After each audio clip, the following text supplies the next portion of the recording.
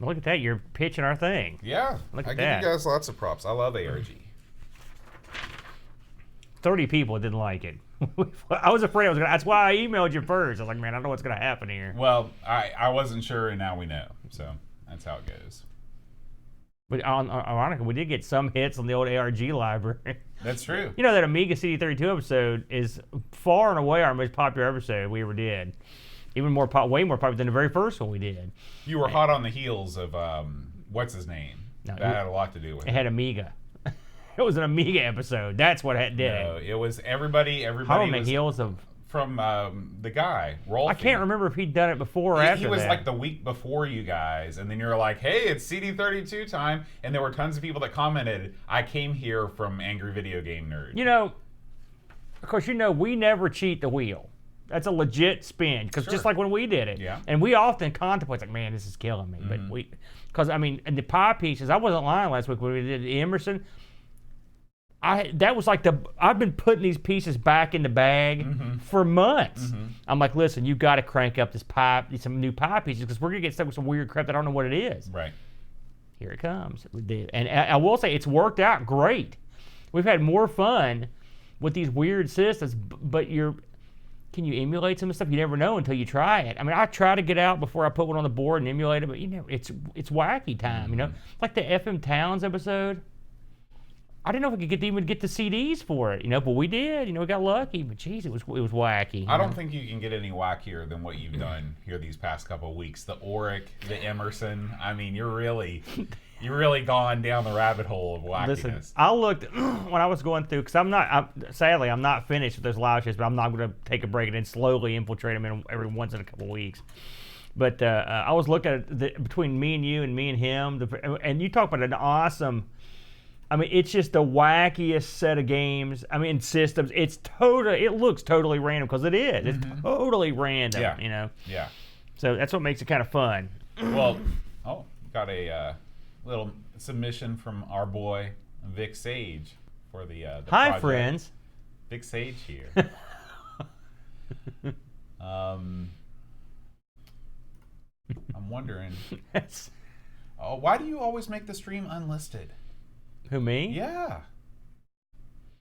I didn't make the stream unlisted this week. Yeah, you did, because somebody did, because it was listed as unlisted. Because we listed, if you remember, we started listing them as public. I think. I don't remember. Never move this stuff. Never move it ever again. I always move it. Listen, I've got to do what I got to do, pal. You're live all the time. Have you had good response from? I think we got a couple comments. People loving the before the show. Solid gold. Yeah, they were. That's when I released all those live Yeah. ones. A lot of people don't think they know what week we're on. So here's what I think we're going to do. I'm going to talk to Brent about this, but here's my thought on it. Okay. Since I'm producing these on the fly, and there's going to be some week where I can't. I know it's going to happen, or I'm just going to run out of time. So I'm going to produce these on the fly, and what we're going to do is we're going to release the live show Sunday, bam. Since we record it, bam. It's no more, you're right, no more unlisted, just unleashed, all right? And then the following Tuesday, like I usually do, I will release a show-fied version. Okay. And then they're going to go to two separate playlists. I would call it ARG Unleashed. I'm not going to call it anything except for ARG Live. ARG Unleashed. What are we doing? We're not an animal act. Well, I think but it's sort of like an animal act, because you never know. It's like, you know, when you're in the cage with the lion. Just ask that one guy. To be honest with you, it's exactly the same as the edited show. The only difference is going to be no dainties. No, it's plenty of dainties, because Brent's going to be on there. The difference is going to be where I'm just going to lop off the beginning and the end of the live show. Yeah, because you're doing 100% in the moment production now, right? That's always been the same. The only thing I did was add the graphics. That's what I'm talking about. Yeah. All your graphics are on the fly. Did you watch the videos the last couple of weeks where I was doing it on the fly? I mean, it looks fine. I mean, I've gotten enough practice over the last couple, year and a half. Yeah. What's up, y'all? Hey, Martin. Hey, Craig. How's it going, guys? All right. The CBS. I'm going to be listening to these guys tonight. the CBS Radio Mystery Network. It's How gonna be many awesome. people do you say tune into your Friday night gatherings? Oh, it's not mine. I'm tuning in somebody else's. It's 40 or less, but I mean, That's still a and pretty maybe good crowd. chatters, maybe 12. You got IRC? Is that how you? I don't even remember how he does it. I just go to the website and it's just a live just there listening on the party. site. Having a live listening party. It's a good idea, but if he wanted to get a more broad audience, he should do a live YouTube or Twitch or something like that. What's the copyright status on stuff like this? I believe that the CBS Radio Mystery Theater is public domain, I think. Now, not all old radio is. Like, for example, I know the estate of Jack Benny is very litigious. So I know them for sure, but I don't know about the rest of them. I think some stuff's in the public domain and some's not. I mean, you got to think about that stuff. Oh, he's got the whiskey. What kind of whiskey you drinking there, Craig? So I do wonder if that is. I mean, it's public. I don't see what difference it will make if you're on YouTube and if you go to YouTube, there's CBS Risk. I mean, there's probably every one of them that is up there. That's true. So I guess what you're saying is he would just say he would just like stream that episode live on YouTube. What I would do if it was me is just have because this guy used to have this cool picture of the episode.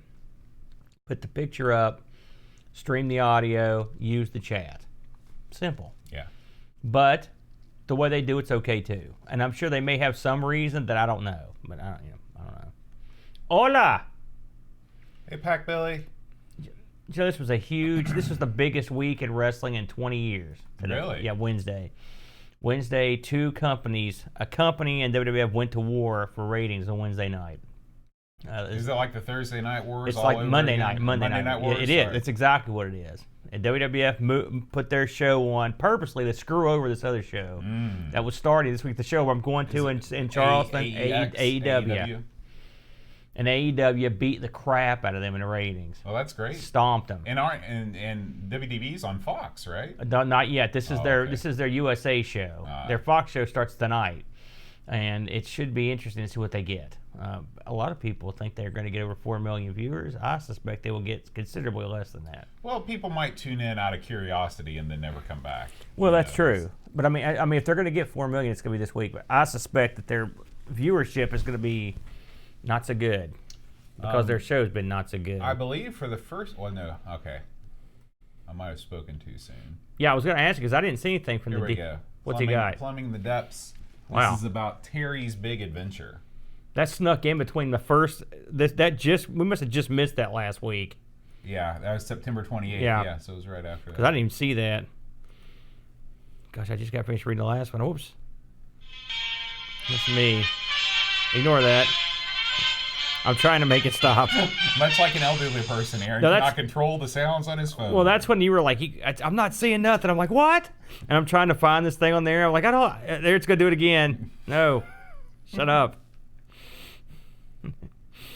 I was like, it's there, it's working, it's streaming. I downloaded it. I was trying everything. What did I do? Because I mean, clearly it's something I did, but I'll be darned. What do you think about our lower thirds here? You like those? I don't know what you're talking about. They're lower thirds. Look at the lower What's third that of the mean? screen. It's a term we use in the industry, Aaron. Is that what we use? By the industry, I mean the business. Is that what we use? Yeah.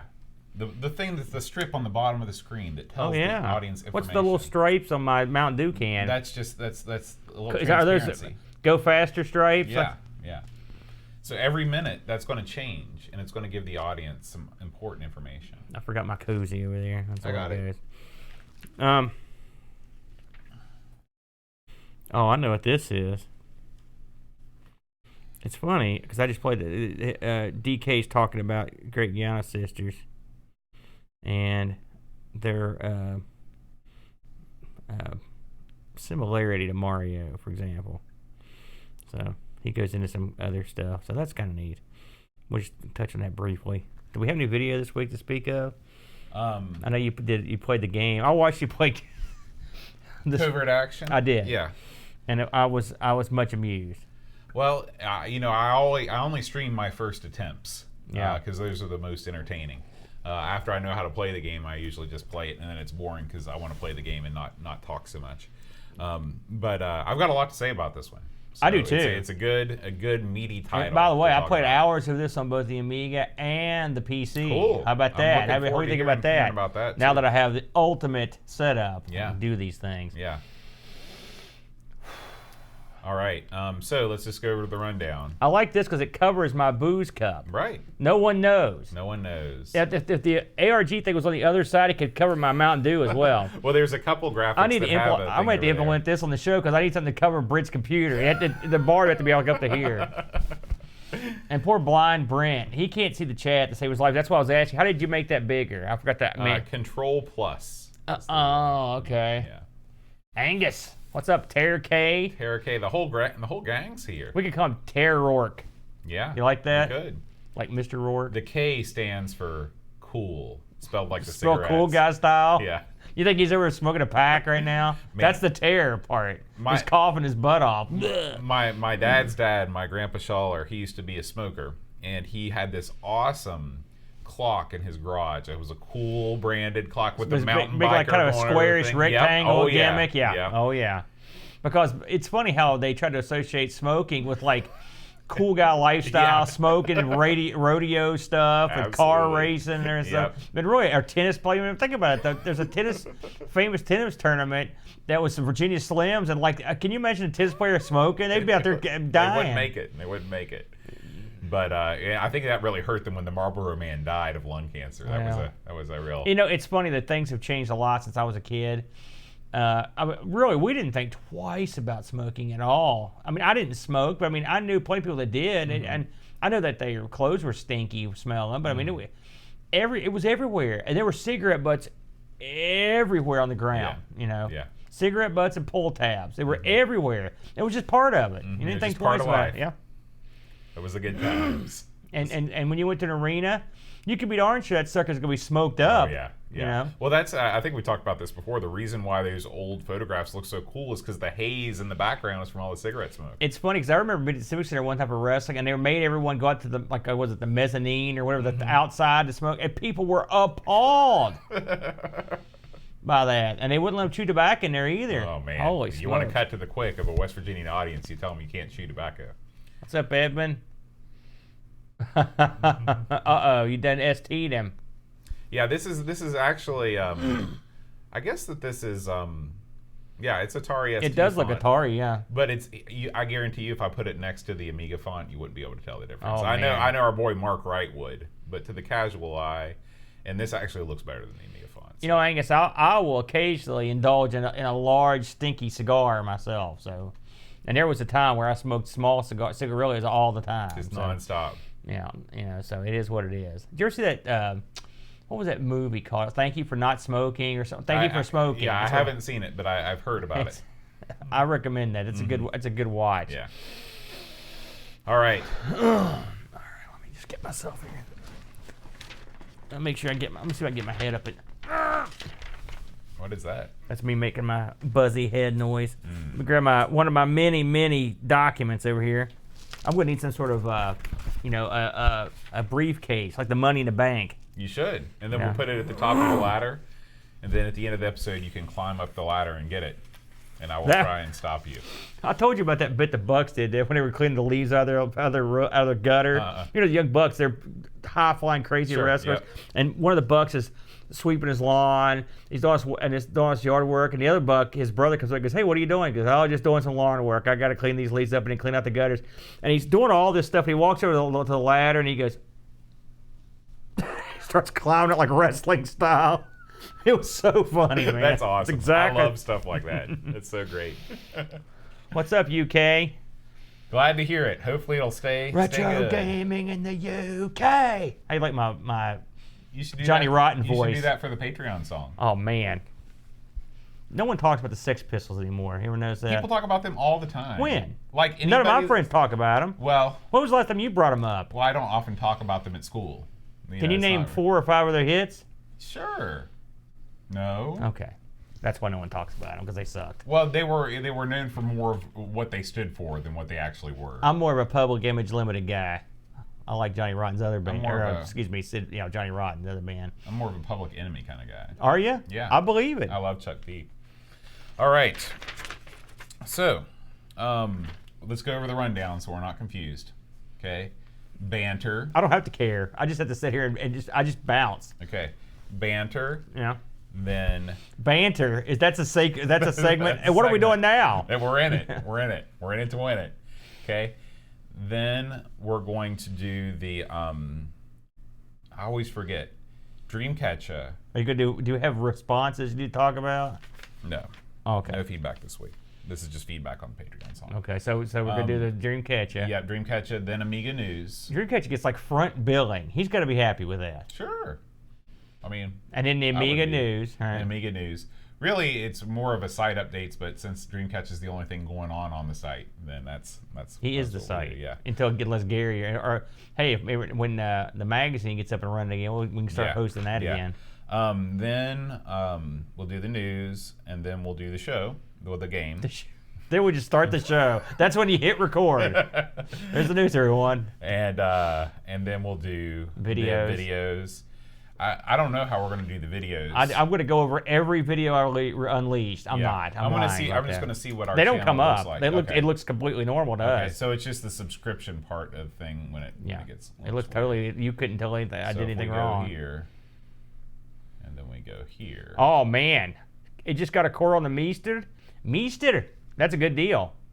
That's good. That means more people are going to be playing CoCo than ever before. UK Retro Gamer, there will be an update on the SGI. The SGI currently stopped working. So on Computer Club tomorrow, may take a look at that and see if we can. We're gonna fix that sucker. By the way, we should plug Computer Club, and this also does not look like this is it's all this. So no, I don't go from that screen. What screen do you go from? I go from. I've got a bookmark up at the top of my screen that has like the videos from the a different menu than this. So mine doesn't look like that. I'm just saying it doesn't. I don't see all that on mine. Okay.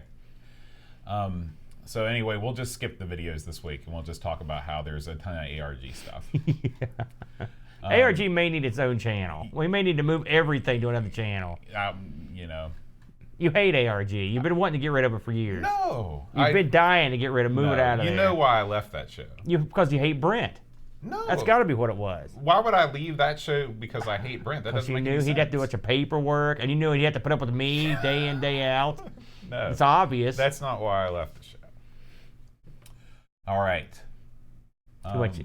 There's other reasons. There's other reasons. You hate all classic computers. There's personal reasons. Personal reasons. Was it me? Yes, I can't stand you. That's why we're doing 3 other shows. I knew it. Thank you, Angus. There's one. There's our listener. You make me out like I'm some kind of ARG hater. I listen every week on my way to work. You've tried to get me to cancel it 7 to 10 times. That's why. No, you come down here complaining. I'll never cancel about all ever. the work you do on ARG. You're like, man, I'm so slammed on ARG this week. It's killing me, man. Me and Brent will make that show, and then I'll turn around and be the only guy that watches, and I'll cackle at my own antics. Oh, look at that idiot. I tried to listen every day since Wednesday, and when Wednesday rolled around, I didn't see it in my podcatcher. I was like, well, maybe he's just late. You know, I'm going to use that as a catchphrase. I'm going to put, it's awful, ... addictive. I love it. That's it. I love it. Thank you. Be a cigarette ad, too. I did watch that, UK. Yeah, we're going to talk about that on the show, so get ready. Sounds like a warning. Would you fire this sucker up? Let's get this thing rolling. Where'd my phone go? Where the heck did my phone go? Oh, here it is. Okay. Ignore me. Oh, can't do that anymore. All right, we're going to have to start it over. Did you hear you can't do that? Yeah. Well, you can't do nothing anymore. Well, not that. So if I'm a white supremacist group and I say, like, this is now a hate, that means that's out? We're not going to have this conversation. Just we've got to restart the show because you did that. I didn't know. Okay. I didn't know. I forgot. It's on the stream now. Somebody's going to screenshot it. Listen. You're going to be in jail. We've been doing that for hundreds of years. Nope. Have you ever been to a foreign country? That's the way you communicate with a lot of people over there. That's true. That was Am mostly I wrong? what I did. I was flashing. Now you're not being facetious. You're serious, aren't you? You never did that over there? No, because people don't know what that is over there. Oh, they do. They do. In Mexico, they do. Okay. I've never been to Mexico. I'll cede to your experience. I can't believe it. I know. I'd love to go. It's beautiful down there. Yeah, I'd love to. All right. Hi, everybody. Welcome to Amigos. I'm John. And I'm Aaron. And today we're going to be talking about covert action. Aaron, when was the last time you were into some covert action? Man, I'm doing covert stuff all the time, Bode. I want to hear a story from your Lexington days where you got down to some covert action. Well, let's see. You know, remember when phone freaking was a thing? Yeah. Well, no, I mean, I was a child, so Well, I know what it is. when I moved to Lexington, it was still sort of on the cusp of being a thing. And so you know what that meant? You had to get into some dumpsters. Yeah. And that meant you'd have to... Why?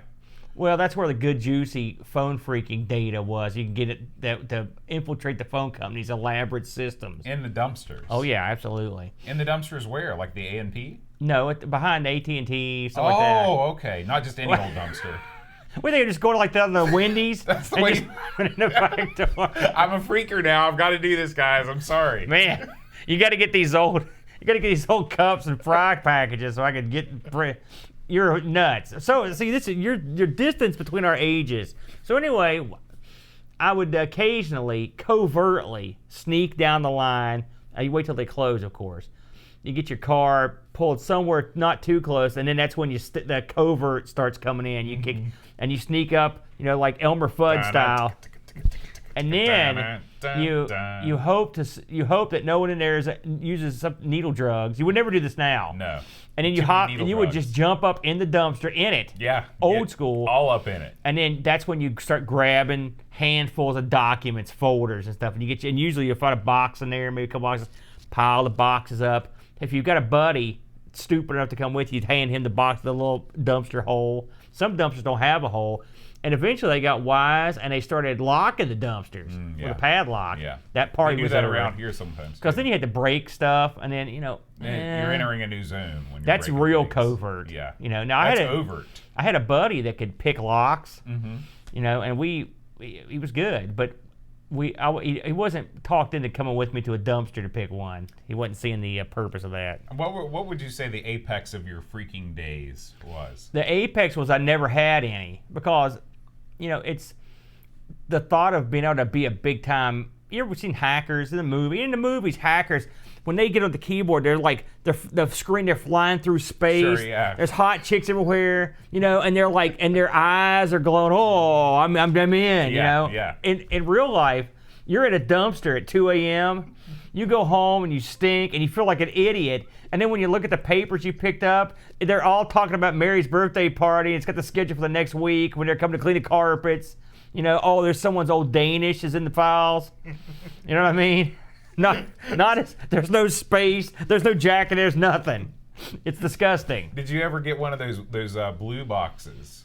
The famous. Listen, when I would download these documents off BBSs that told you how to build this stuff, but listen, they told you a lot of crazy stuff. It didn't Is it like necessarily the work. time machine and Napoleon Dynamite, that sort There's of a thing? lot of stuff. Like I said, we had the Anarchist Cookbook. We tried a bunch of different stuff in there. Sometimes that stuff would work. Sometimes it wouldn't work. Now, I know Flack did some of that stuff. I knew guys that were much more adept doing it than me. I was literally as low in the rung of that. I was the dumpster guy. That was your Say role. no more. That's sort of what my role in life. Continues to this day. That's my new nickname, dumpster guy. How's that for covert? It's pretty good. It's pretty good. Aaron, let's talk about what's been going on this week in everythingamiga.com, a.k.a. Dreamcatcher Playground. The DK, he got one in just over the wire from last week, and we're going to talk about it here. And this is basically a little ditty about the great Giana sisters. Now, we covered this game, God, way back, wasn't it? It's been a while. Can't remember. And this is, of course, this game is highly thought of and fondly regarded as the PC equivalent of Mario from back in the day. Yeah. This is what you said when your friend got a Nintendo. You say, well, I've got Giana. I don't need anything else. Yeah. The first time I heard about this was actually not on the Amiga. It was on I think it was on the C64. And I remember seeing this on the Amiga, and I was like, this blows. It doesn't do it for me. Yeah. Well, some things that you could get away with on the 8-bit platforms really started to show their age when you moved to 16. And as DK goes into it, there were a lot of homages to the Mario games, but I can't think of any where I was like, oh yeah. You could put bricks and question boxes in your game, but let's face facts. That's not going to feed the bulldog. No. You got to have some level design and come up with something, you know. So, But anyway, it's Dreamcatcher. It's solid gold money. Now, we're going to do the CoCo show later on, but I want to ask you, what was the Mario equivalent on the CoCo? I think the CoCo was around way back. So I Sure. mean, as I sit back and think about it, I can't recall anything like that on the CoCo. I don't know if the CoCo could handle scaling or scrolling. Not to this degree. No, I don't think so. Yeah, so have to stick to the Amiga if you want some Giana awesomeness. Now I will say the sequels to this, the Twisted Dream stuff, I really enjoyed those actually. I mean, and when I say sequel, they just basically took the sisters and stuck them in some cool newer game that actually was unique and interesting. I liked it. That's the way to do it. So if you get a chance, I know I got mine on Steam, but I know you can get them super cheap if you look. And I think there's even a newer one that I haven't played yet. So those are the ones I like. They have zero to do with the old one, but still, I think they're fun. Let's talk about what's been going on this week, Aaron, in Amiga news. This week, there's been a lot of things going on. I've been combing the interwebs far and wide for new Amiga stuff. I start things off with our boy, Ravi. I watched some of this live. Yeah, so Ravi has been, this is the first thing that I remember seeing from him live on Facebook. Okay, so yeah, that's what I watched. Yeah, and so Ravi is mixing up some Amiga tunes with his dual 1200s. Do you know anything about how to do this? Are you kidding me? Did you hear my song from Amigathon? Once I turn the thing on and actually hook at the speakers, that's the end of my limitations. I know a little bit about music, but there is in the Venn diagram of like DJing and music. Yeah.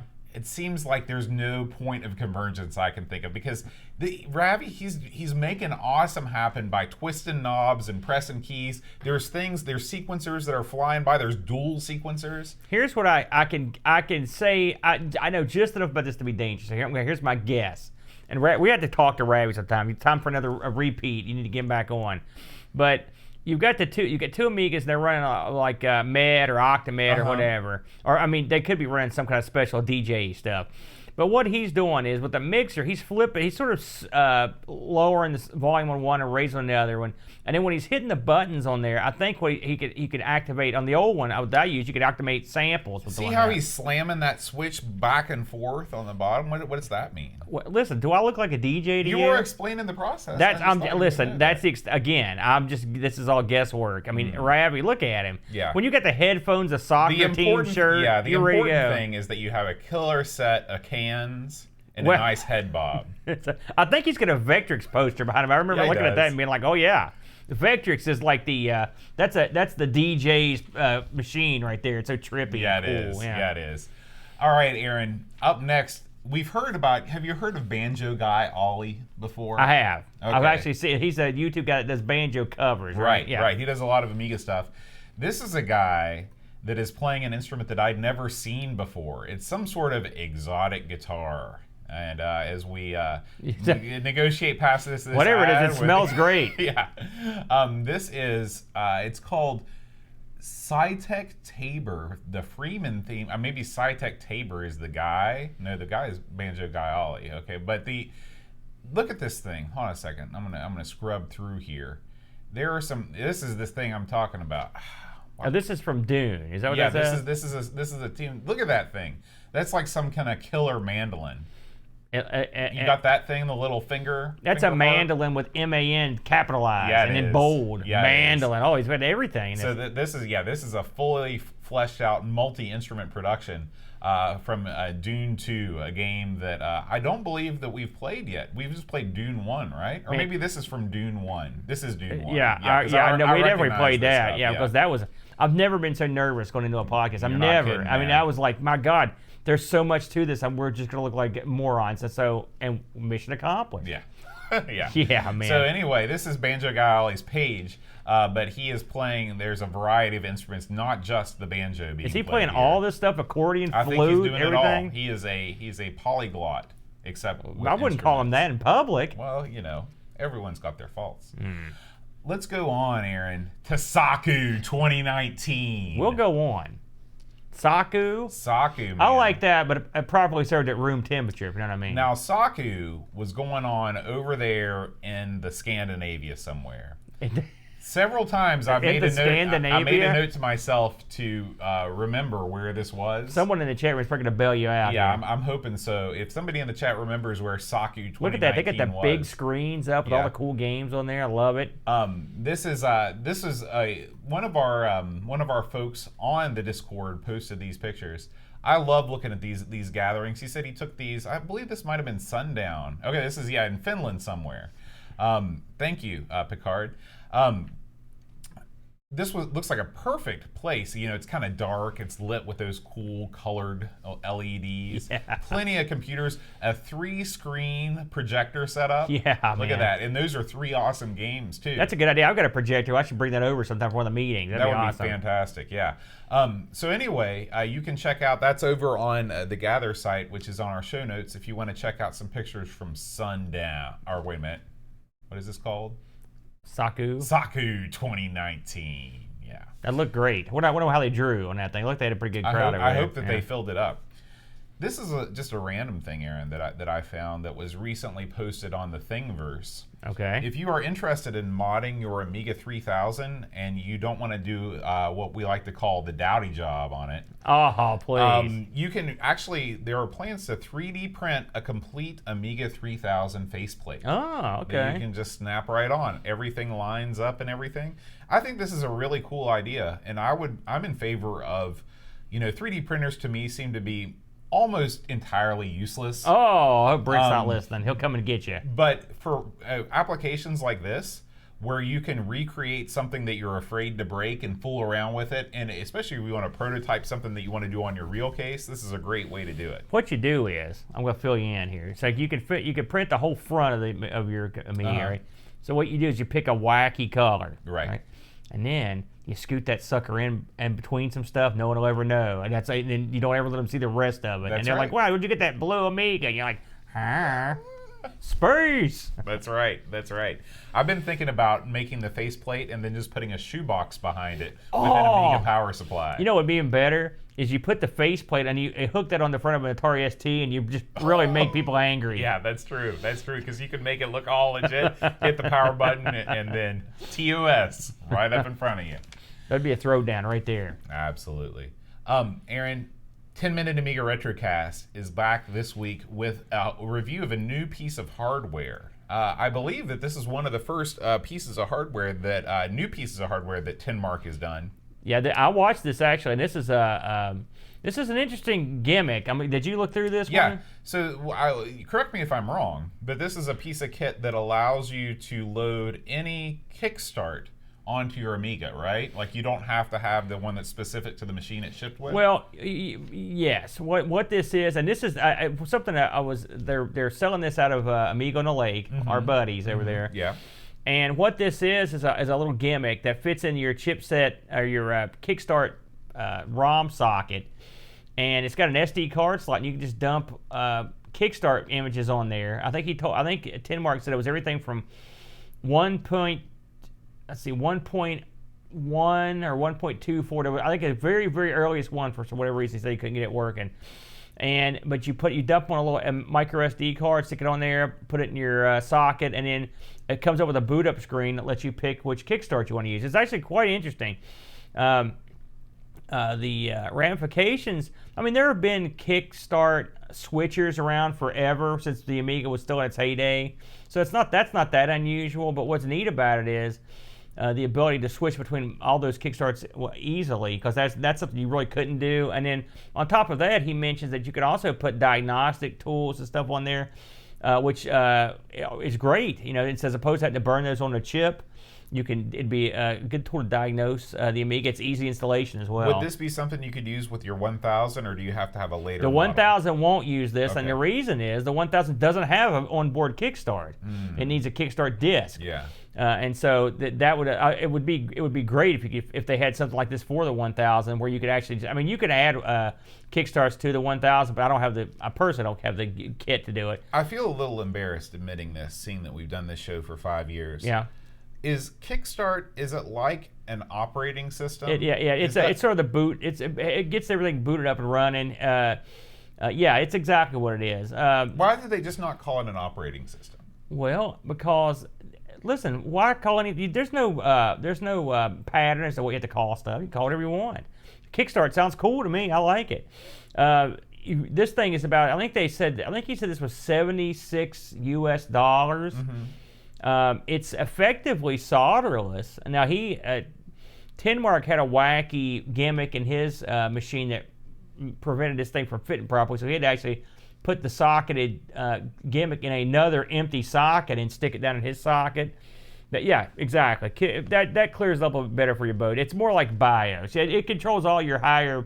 It shows this thing how disk functions and stuff like that. But so it's the operating system is more like the workbench. Okay. But anyways, looks like a good little product. $77, not outside of the realm of. It's not ridiculously expensive.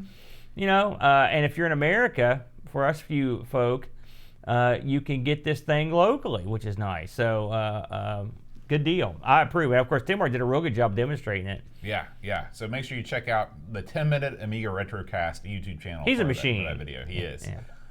Aaron, I always like to, when I stumble across new to me Amiga groups, I always like to give them a little plug on this show because you never know. Somebody might not be aware of their existence me right down the road. Yeah. And that happened this week when I discovered the Norwich Amiga group. Okay? Yeah. These guys are in Norwich in Norfolk. Virginia? Yeah, which I'm not sure how Norfolk. Maybe I don't know how the British say it. I know from living in that area that it's Norfolk here, but yeah. But anyway, they have gatherings at there's a local cafe where they set up tons of Amigas and stuff. They've got their next meeting is coming up on the 22nd of October. They meet over at, let's see, I was going to check and see if I can figure out real quick. Yeah, it's the One Life Left Norwich Gaming Cafe. So if you are in the Norwich area and you want to get your Amiga game on, go to their Facebook page. The next meeting is on October 22nd. Let me make sure I've got this clear. This is not Norfolk, Virginia. This is Norfolk in the UK. Yeah. Okay, there you go. That's because I was like, wow, that sounds very British. Well, it is. It is. Yeah, there you go. Although if a Norfolk, Virginia user group has a meeting, feel free to contact us. Absolutely.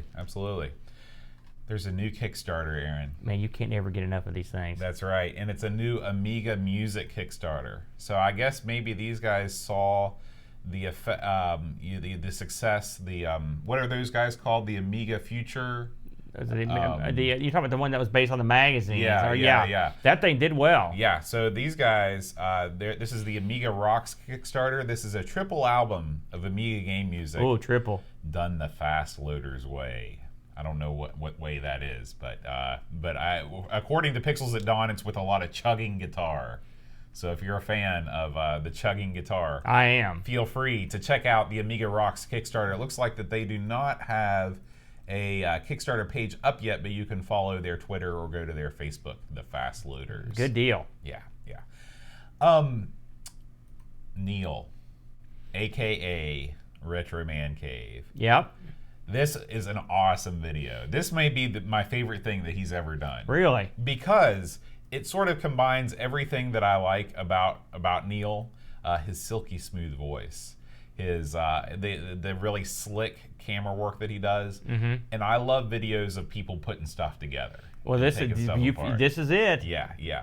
So Neil has purchased, a couple weeks ago, he unboxed his Checkmate case.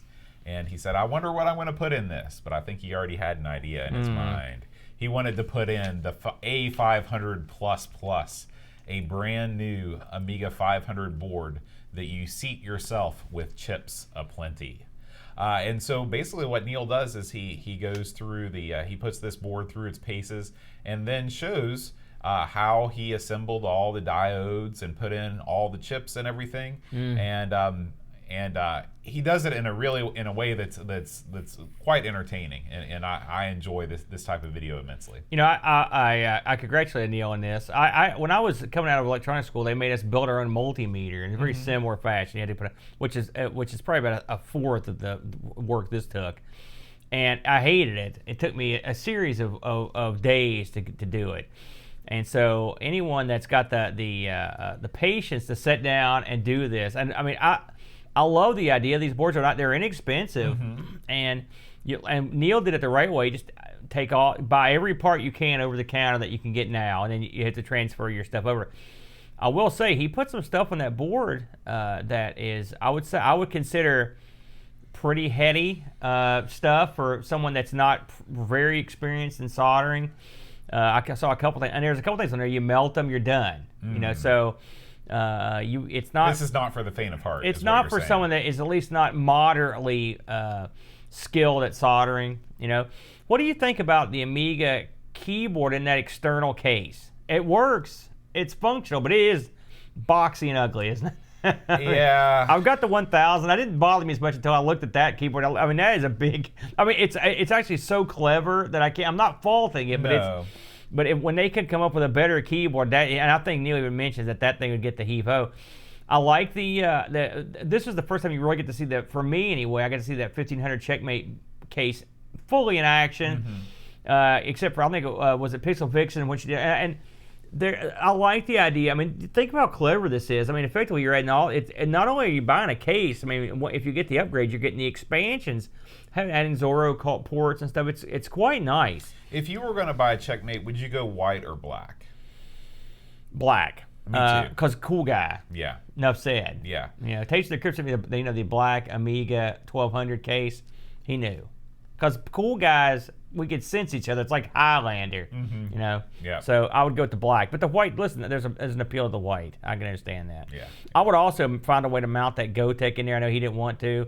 But I'd get what you do is you get yourself a Dremel. That's right. That's right. And you just cut a hole right in that sucker. The important thing is not to measure exactly. You just sort of eyeball it and then go I to will work. say this, Jerkules, you've mocked me over this for quite a while. But with the additional bounty of Amiga goodness I got a couple weeks ago, I now have a fully functional, beautiful, attractive, fully whole Amiga 500, beautifully put together, sitting there on my desk. So I look forward to when you blow it up with the RF modulator against the wall. listen, people like me, we don't use those RF modulators. I've got a gimmick. You know I do. Yeah. So I don't. That thing's still in the plastic bag. I didn't even test it. Not risking it. No way. And finally, Aaron, Amiga Bill has been busy. I'm not been able to catch any of his stuff. So what's he been up to? He interviewed he did a stream with, I guess, actually, I thought this had already happened, but I think I watched his previous thing where he was playing this or something. I became confused. This has not happened yet. Oh, good. You can pitch it. Yeah. Monday, October 7th at 3 p.m. Eastern for 2 hours, Amiga Bill is going to be playing Rygar with the creator, Graham Cowie. So Of the Amiga version of Rygar. yeah, well, this is the new port, the new. I don't know who. Amiga. I God only knows which Japanese gentleman actually put this game together who all knows? those years ago. Yeah, Have yeah. you played much Rygar in your time? I haven't. It's a difficult game. It's super tough. I'm hoping there's some skill levels involved in this one because I like the game, but man, I could never get anywhere in it. Brent was a decent hand at it, but me not so much. Yeah. That'll be fun. I'll be able to watch that 3 o'clock. So that means. That's Is that- our time? Oh, okay, beautiful. So Yeah. that'll be great. And this show will be out right before that, so we can build it right away. That's It works right. out great. So you meant to do that. Yeah. No, you didn't. All right, Aaron. Let's talk about this week's game, Oh boy. Covert Action. You know, now, I always ask, have you ever played or heard of this game? Not only had I never heard of this game, Uh-huh. I thought that I knew about every single Sid Meier game. Yeah. And I was wrong. Yeah, because yeah. I'd never heard of this one. This one, some tickle in the back of my head tells me that I had heard of it but never seen it, but I've never ever played it under any circumstance. So this one I came into completely cold, which I love doing that. Now, Sid Meier's Covert Action, released in '92 on 3 discs from the old publisher Microprose. They were still around at that point. And this When did they go? When do you think they went they got under? bought. So I believe they got bought by EA, I okay. believe. This was developed by them at MPS, it's Microprose Labs, and designed by Sid Meier and Bruce Shelley. It says here that this was programmed by Sid Meier. I suspect that this probably was originally programmed by Sid Meier and then got kind of hoisted. Sort of like R.L. Stein, where they just slap his name on everything and it sells. Yeah. Some royalties. Now, this game they played the field here. I wouldn't have guessed this, but it was on the ST and on DOS. Now, from what I've heard, and I think it's kind of obvious that this was the watered down, beat down VGA version brought to the Amiga.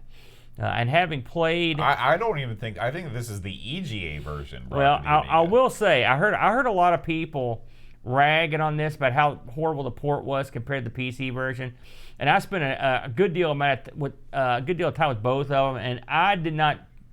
PC version looks better, but it's not like it's not killing, it's not beating the world, if you know what I'm saying. Yeah, I mean, I didn't play the PC version, but I looked at it because a good deal of information is available on the PC version of this game, unlike the Amiga version. Yeah, including keyboard shortcuts and stuff. And I actually think that they look pretty much the same. Yeah, I didn't see a ton of difference. The big dig on that is that I think that this is EGA graphics. This is like 16 or 32 color graphics. Well, I know the Amiga could do much better. When I played it on mine, it ran in VGA mode for what that's worth. This because it doesn't mean it's going to be beautiful. I'm just talking about the color palette. Yeah, it's not great. Yeah. I will say, just to start off, so I played this game. First place I played this was on Amiga Forever, and I played the game, and for whatever reason, and I don't know why, but the entire game has Christmas music, non-stop, continual Christmas music. So I had to go get another version. I don't know who did that. This is what you get for not using the WHD. That kind of thing would never fly. Well, I mean, I mostly played it on the actual Amiga, but I tried it on the first thing I had to boot it up, and I was like, this is weird. Because you're gutting a sucker, and it's playing Jingle Bells. Yeah, it is weird. It's a very Clockwork Orange sort of thing. It's very strange. Yeah. And so now when I play it, I can hear those tunes in the back of my head. That's a very disturbing It is thought. Not good. So what is Covert Action, Boat? Now this right here is something different. You pick a secret agent, a covert agent, if you will. They've given you a number and taken away your name. That's right. I love that song. And you can choose between two people. You've got a guy agent and a girl agent. You can name them yourself. I believe it's Maximilian something. I can't remember the names off the top of my head. Yeah. And you are tasked with solving these various world-altering events. All right. You get to pick what level you want to play at. You could have stuff that are like basically local importance all the way up to global importance. Right. So basically it's easy like to hard. neighborhood disturbance is the lowest rank, right. I think. Yeah. And by the way, I didn't even go anywhere near the higher levels. I played this on dumb guy because I wasn't going to go crazy. So when you here it is, Maximilian Remington and Maxine Remington. Nailed it. Yeah, very good, Boat. So you're CIA agents, and so what you do is you make your character, and then you can sort of tweak their attributes. I think there's 4. I think it's driving, combat, cryptology or cryptography, and was it like wiretapping or something like that? No, it was something like, or it was electronics. Yeah. That's what it was.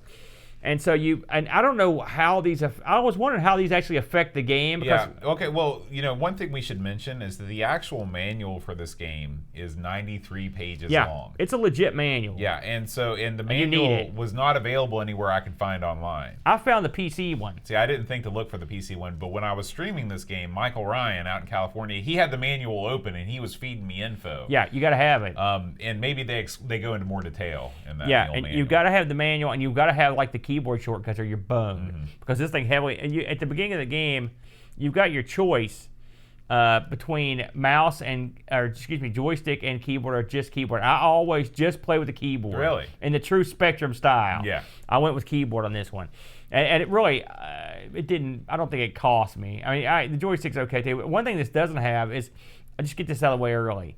The interface of this thing is not that great, is it, Boat? It's sluggish and weird. This game moves very slowly. But I mean, just click it. Like sometimes the mouse might work, so they have to do stuff with the keyboard. Yeah, I used the joystick the whole time. Yeah, and it was not incredibly responsive. Yeah. So anyway, once you set up your agent and you pick your attributes, you go and see the chief. The chief's guy. He says, "Listen, we're worried." and then he lays out a some mission for you. Now, he'll lay out the mission, and before you can even accept the mission, it goes to the copy protection screen. Now, I played 2 versions. I played 3 versions. One of them, the Christmas one, copy protection gone. No problem. You could pick anything. That your punishment was having to listen the to other, Christmas yeah, and I was like, I'll just go find it. And so I went out and found the manual, and because what you do is he'll say like, who's the lead agent of the KGB, and you have to go pick his face out of this like a page it's like full a of guess faces. who sort of thing. And if you mess it up, he's like, well, you need to go back to training. So they make you go to training mode somewhere to punish you. So God forbid you screw up and pick the wrong one. You know what I mean? So anyway, once you get past that, he lays out the mission. And what he'll do is he'll lay a crap load of facts on you. And I was watching your video and I was laughing because it is at the beginning. It's like, holy crap! He's like, bam, bam. Like this is a woman we think that has blueprints. This chick's got a bomb. This is a house where we think this guy lives. And you're like, holy crap! You know.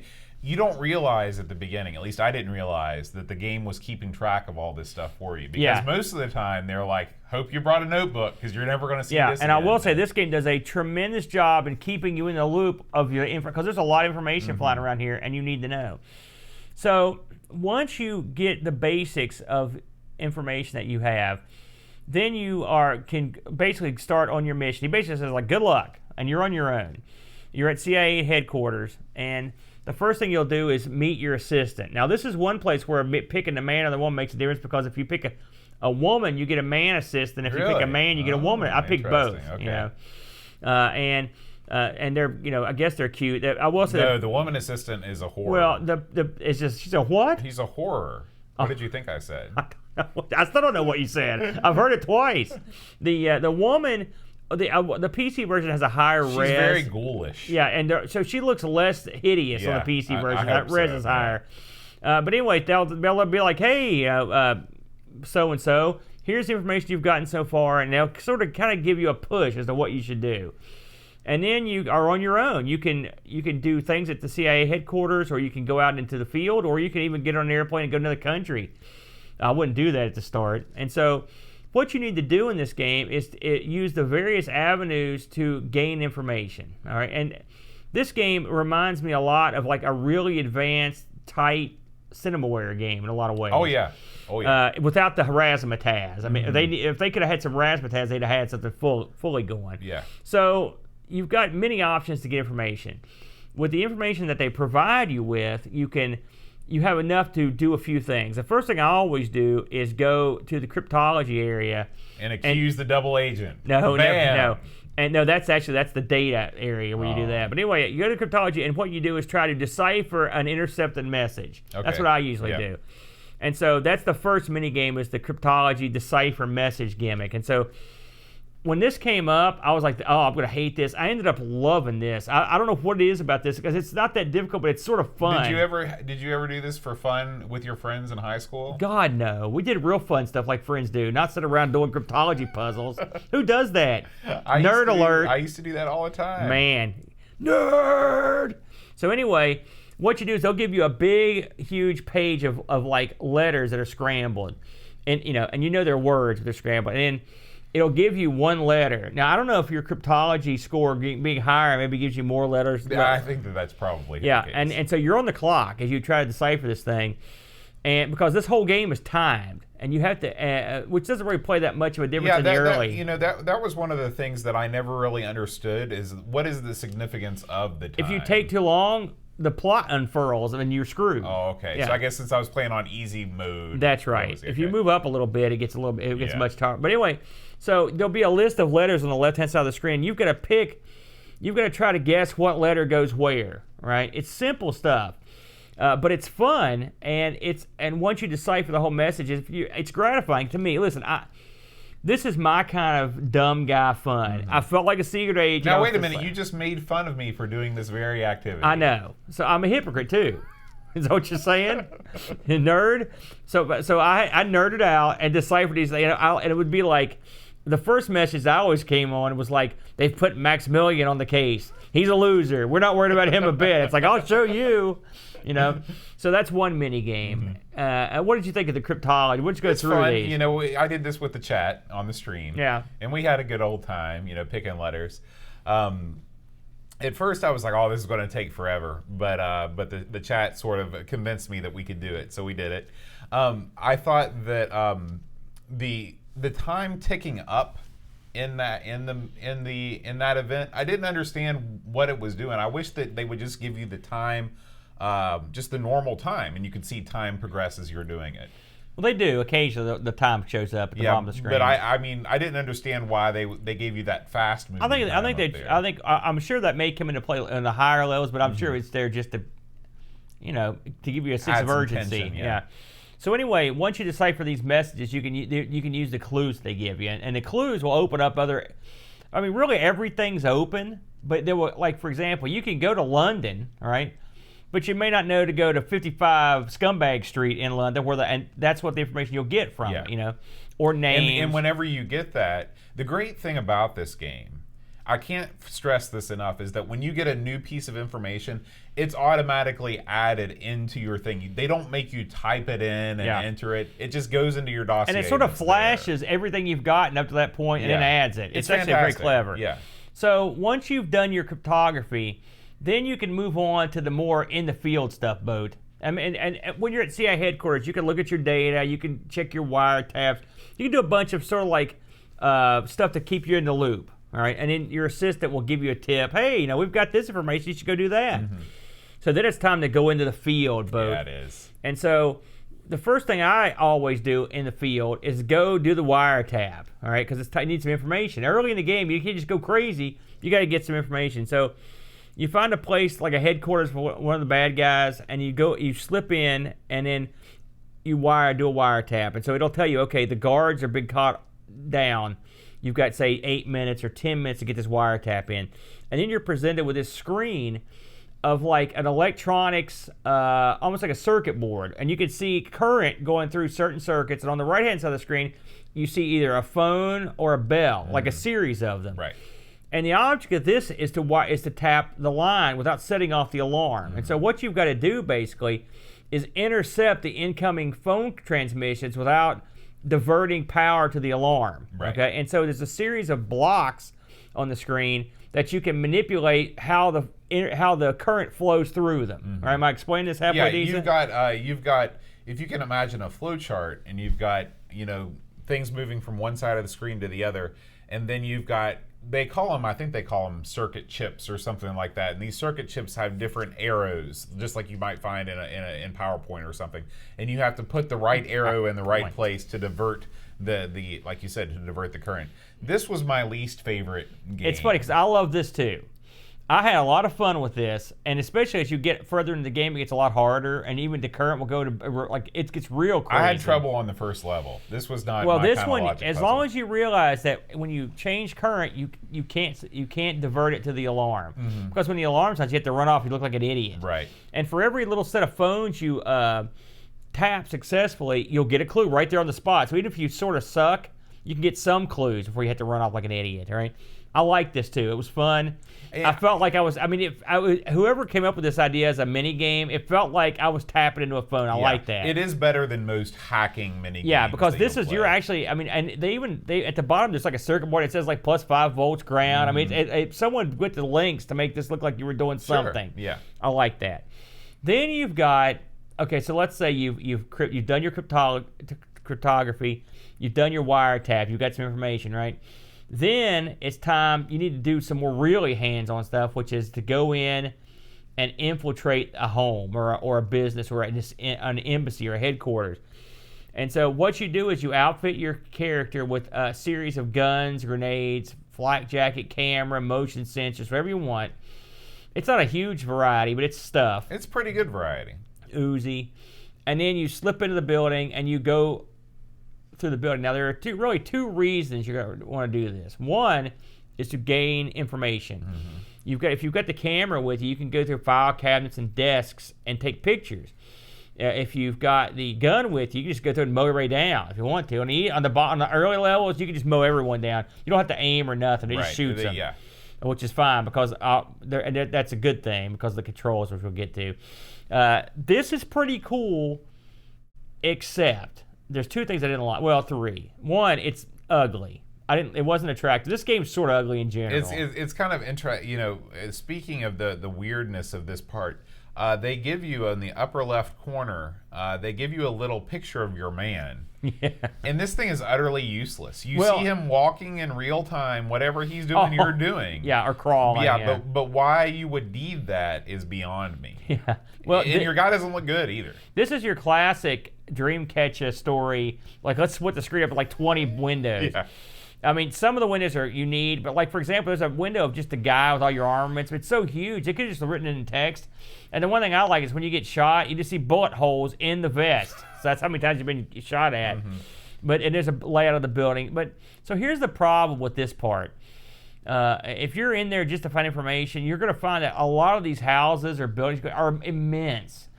And inside of these things, I mean, all they are like file cabinet and desk storage facilities. It's a very strange way of outfitting your home or even your business. These people have more documents than the New York Library. Yeah. I mean, there's stuff everywhere. There's safes. There's freaking desks. There's everywhere you can find stuff. And you're going through these things, and there could be 10, 12 rooms in these, but they're huge. Right. And if you've got a motion sensor, you can get an idea of where the bad guys are. And so you can, on the radar, they'll show up. And so you can try to avoid them. At the early levels, you can just go shoot them and it's just, as they screw up. But I mean, you're detected. And that will cause other things to happen, which I'll get to. I had a love and hate relationship with this because it's very basic. But I mean, this could have been awesome. This part. If you are listening to this podcast, think about, if you are a modern gamer, think about Hotline Miami. Okay, so what this is a very, very slow-moving, rudimentary version of Hotline Miami, where you've got an overhead perspective. You're going through enemy territory. People are trying to kill you, and you're mowing them down. And maybe. This is one of these things where, should I have played more of this game on a higher difficulty? Maybe that would have made it more interesting. But like you said, as it is, you can absorb tons of bullets.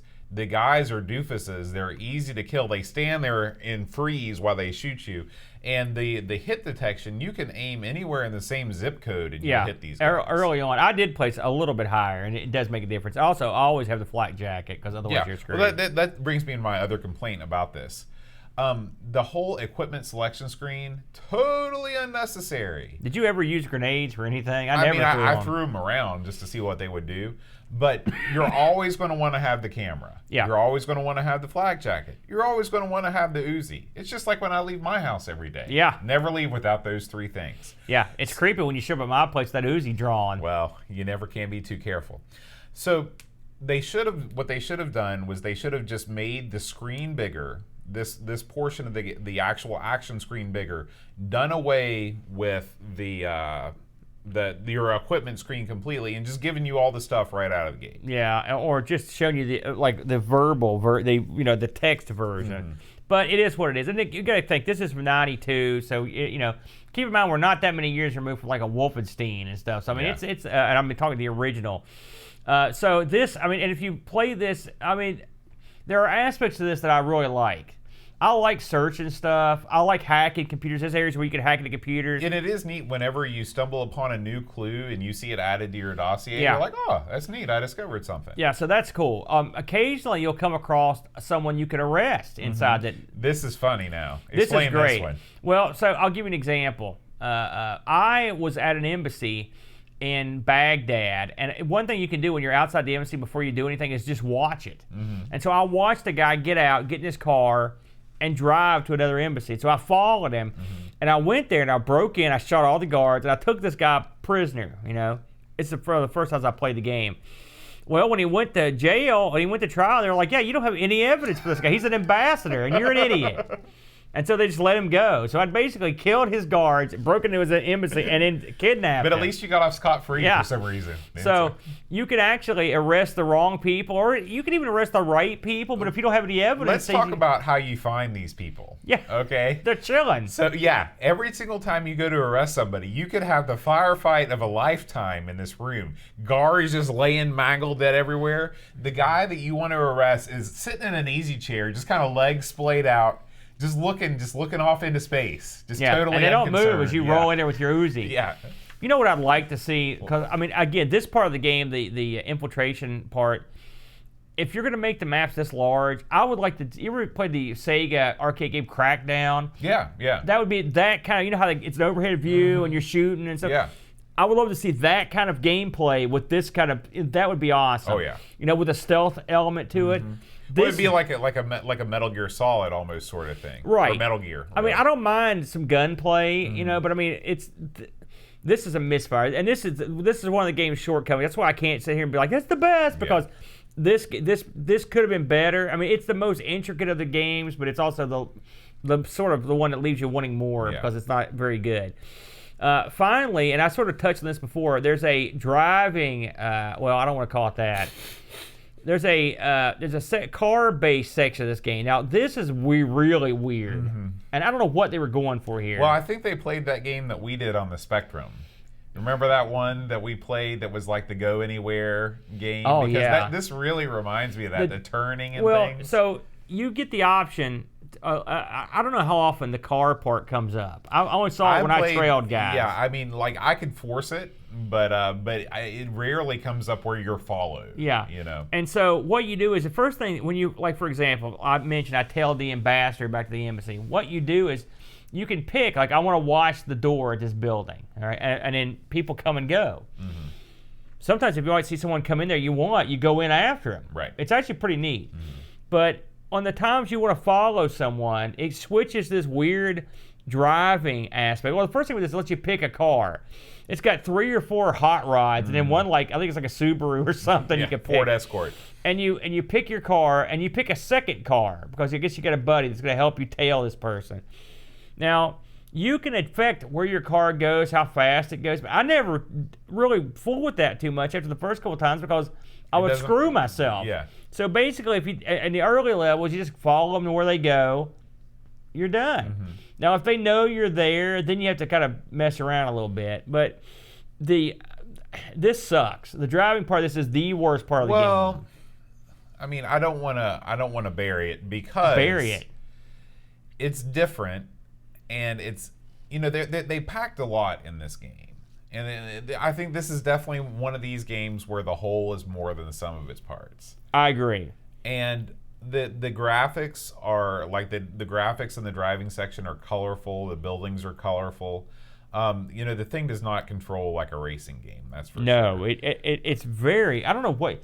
I watched a guy do a playthrough of this because I thought I was doing something wrong, and he said, "Listen, because I've been playing this game for 20 years, I've never understood this or did anything when I was here." It's sort of it sort of feels tacked on in a way, but this game really encompasses everything there is about being a spy.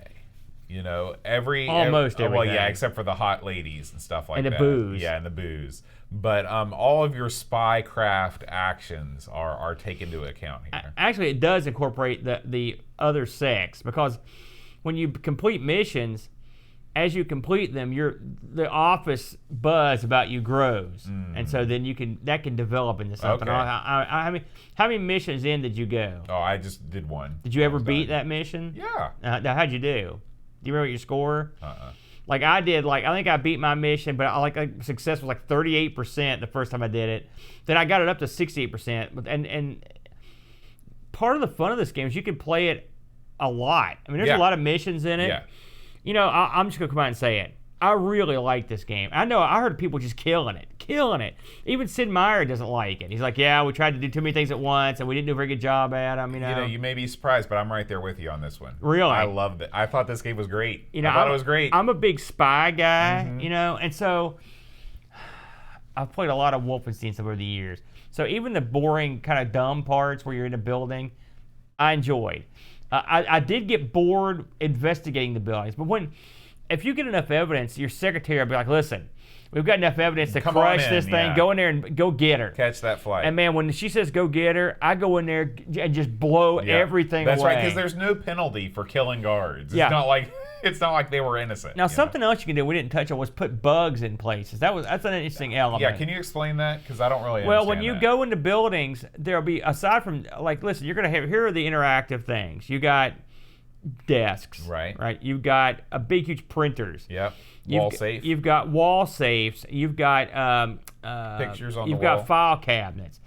And you've got pictures on the wall and plants. And what you can do is you can put bugs behind them, and they effectively act like wiretaps. You can get clues through them. So then you leave, and then things filter in. The funny thing about this game, part of us killing it could be from lack of playtime. You don't have to go through every room. It's not like a game where you have to go through every room of every building. Yeah. If you're in there to get evidence, you can go through some of the rooms, and then leave. Yeah. If you're there to capture someone, you can just go capture them. It's like I went to a building one time, and the person I need to capture is in the second room. Yeah. Grab, go. There's no reason to stick around. Right. You're gone. Right. Also, I don't understand. I guess, when you get injured, it says you take time to recover from your injuries. That costs you time. You can never be killed, right? I have not been killed. So there you go. I'm sure maybe on like the really high levels. I only went up to like the second level up. Because I played this game a lot, but it took me a while to understand what was going on. So I wasn't proficient at it until about halfway through the week. But the spy, the element of making you feel like you're getting something done is awesome. The ability to go to different countries, go to the airport, awesome. Yeah, the art, even though the art is simple and not fantastic, it's still evocative. Yeah. And what I liked about this game, but I'm not an adventure guy. I'm not a big point and click guy. This game is just complicated enough to be interesting, but not too complicated for me to get confused. Agree 100%. And that's what made the game great. Yeah. Now, if you tried to say okay, we're going to outfit your guy with a certain type of outfit and clothes. I mean, the outfitting of your guy is real simple and sort of irrelevant at the lower levels. The car pickings. I mean, most of what you're doing is getting evidence, beating those mini games, and putting it all together, and then you've got the chance to go out and capture the people that are guilty, and you literally build up a dossier of facts. Right.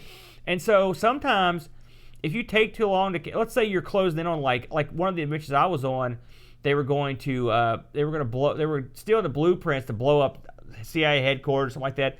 And so I had the blueprint person, I had the bomber, but I didn't have enough stuff on some of the other people, and so they'll go underground.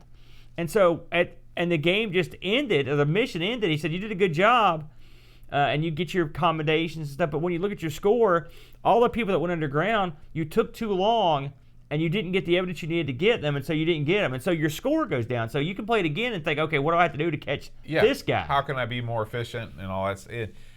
I really think that this is an unsung. This game gets a lot of flack, and I don't think it's deserving. And I will say, I played a lot of this on the PC, and the Amiga version is uglier. That's true.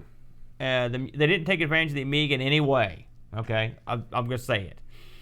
And if you've got a PC, a classic PC, and you want to play this on it, I understand. But the Amiga version is exactly the same as far as I can tell, except for the fact that it's not. And trust me, the PC version ain't pretty. Right. It's like one's a pig and one's a pig with lipstick. Yeah. This game screams for a redo. I would love to see this one revisited and just tweaked a little bit, because I just thought it was great. It was just exactly at the skill level for a dumb guy like me. Yeah. I didn't think you'd like it, so I'm pleasantly surprised that you dug it, Boat. I don't know if they'd ever remake a game like this. They won't. And Sid Meier's uses this as an example as to what not to do to make games. Oh, wow. I read an interview. I think he said he's got this thing called the Covert Action principle, which says it's better to do one thing okay than several things well, or something like that. Basically, you want to concentrate on one aspect of the gameplay, make it awesome, as opposed to having several facets of gameplay that aren't as good. I wonder if he thinks of Pirates the same way, because Actually, is sort of the same game. Well, Pirates was sort of this is very similar to Pirates in a lot of ways. I like this way, way, way more. And we're the only people on Earth that think that, by the way. He calls it the Covert Action rule. Now, that's a legitimate thing, Wow. he carries around with him this day. Now, let's talk reviews here. Okay. Now, me and you solidly behind this game. Now, this was a 92 release, mind you. Lemon, the people there sort of agree with it. They give it an 8, Amiga Action gave this an 85. Amiga Computing gave it an 87. Amiga format is 79. Amiga, and then they re-reviewed it and they lowered it, of course. Amiga Magazine gave it a 9 out of 10. Amiga Mania, brother, gave it a 79. Amiga, and then Amiga Power re-reviewed it and dropped it still. I hate when they do that. So somewhere in that very high C or B area, and I agree. And all that said, for me personally, this is an A game. Yeah. Like, I will definitely go back and play it. This is a game that I am going to go back and play again. I kind of want this to own it, but there's a hitch in the plan. Oh. The cheapest I saw this game was $60, and the cheapest I saw was $38, but I saw one on sale for $60, and it's as a guy praying to the heavens above to get 108 on it too. So, but this is one I actually saw in the States too. So. This was another great one from the Game Selection Committee. Bravo, gentlemen! You've done it again. This is outstanding. We didn't get too many reviews this week. In fact, we only got one. Yeah. This comes from Graham W. The review master. I feel like we're on ARG. Yeah. Well, I had never played this game before these reviews, and I'm a huge Sid Meier fan, but this feels almost rushed, with incomplete pieces slapped together to form a game. I like the idea in the game setting, but I just couldn't get into the gameplay. Driving is almost like Turbo Esprit. There we go. That was the game I was thinking about. On the ZX Spectrum, and the other parts of the game remind me of any Carmen Sandiego title. That's also an apt comparison. I've never played any of those. Oh, yeah. I played a lot of them. I also really didn't like how you can't re-review your evidence when you're inside a building. I didn't notice that. Well, you're in the building. How could you possibly re-review it? That's true. Unless my setup had issues, everything felt sluggish and slow. That's true. But others on Discord have said to check out the MS-DOS version of the game, and I will.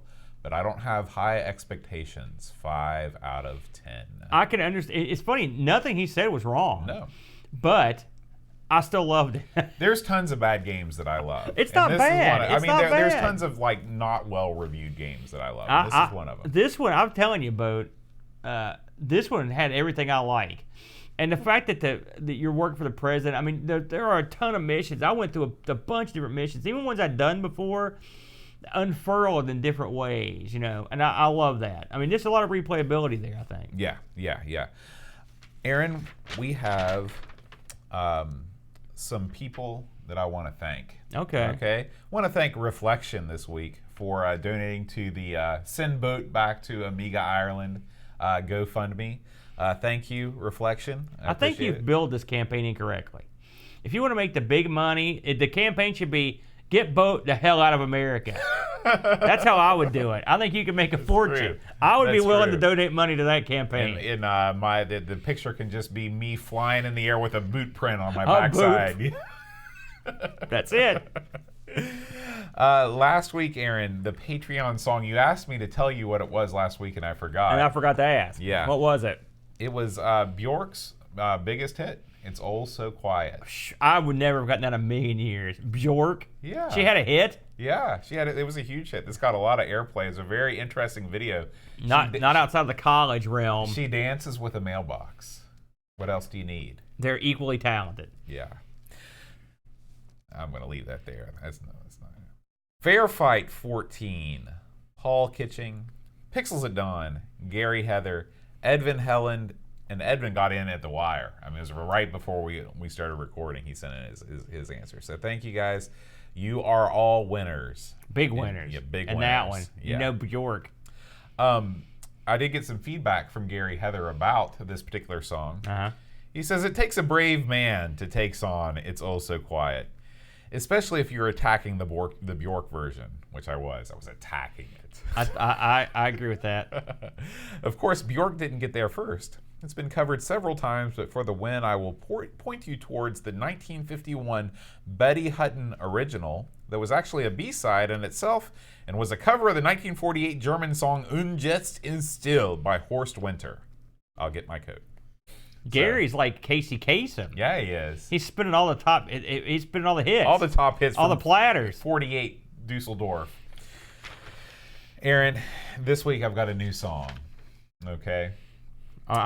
If you know, is it going to be more obscure than the Bjork? If you know this song, you can send me an email at feedback@amigospodcast.com. See right there on the screen. Or John@amigospodcast.com. It all goes to the same place. Or how about a new email address, just simply Bjork. That's it. That's it. That's Oh, man. I can't get over it. It's so clever.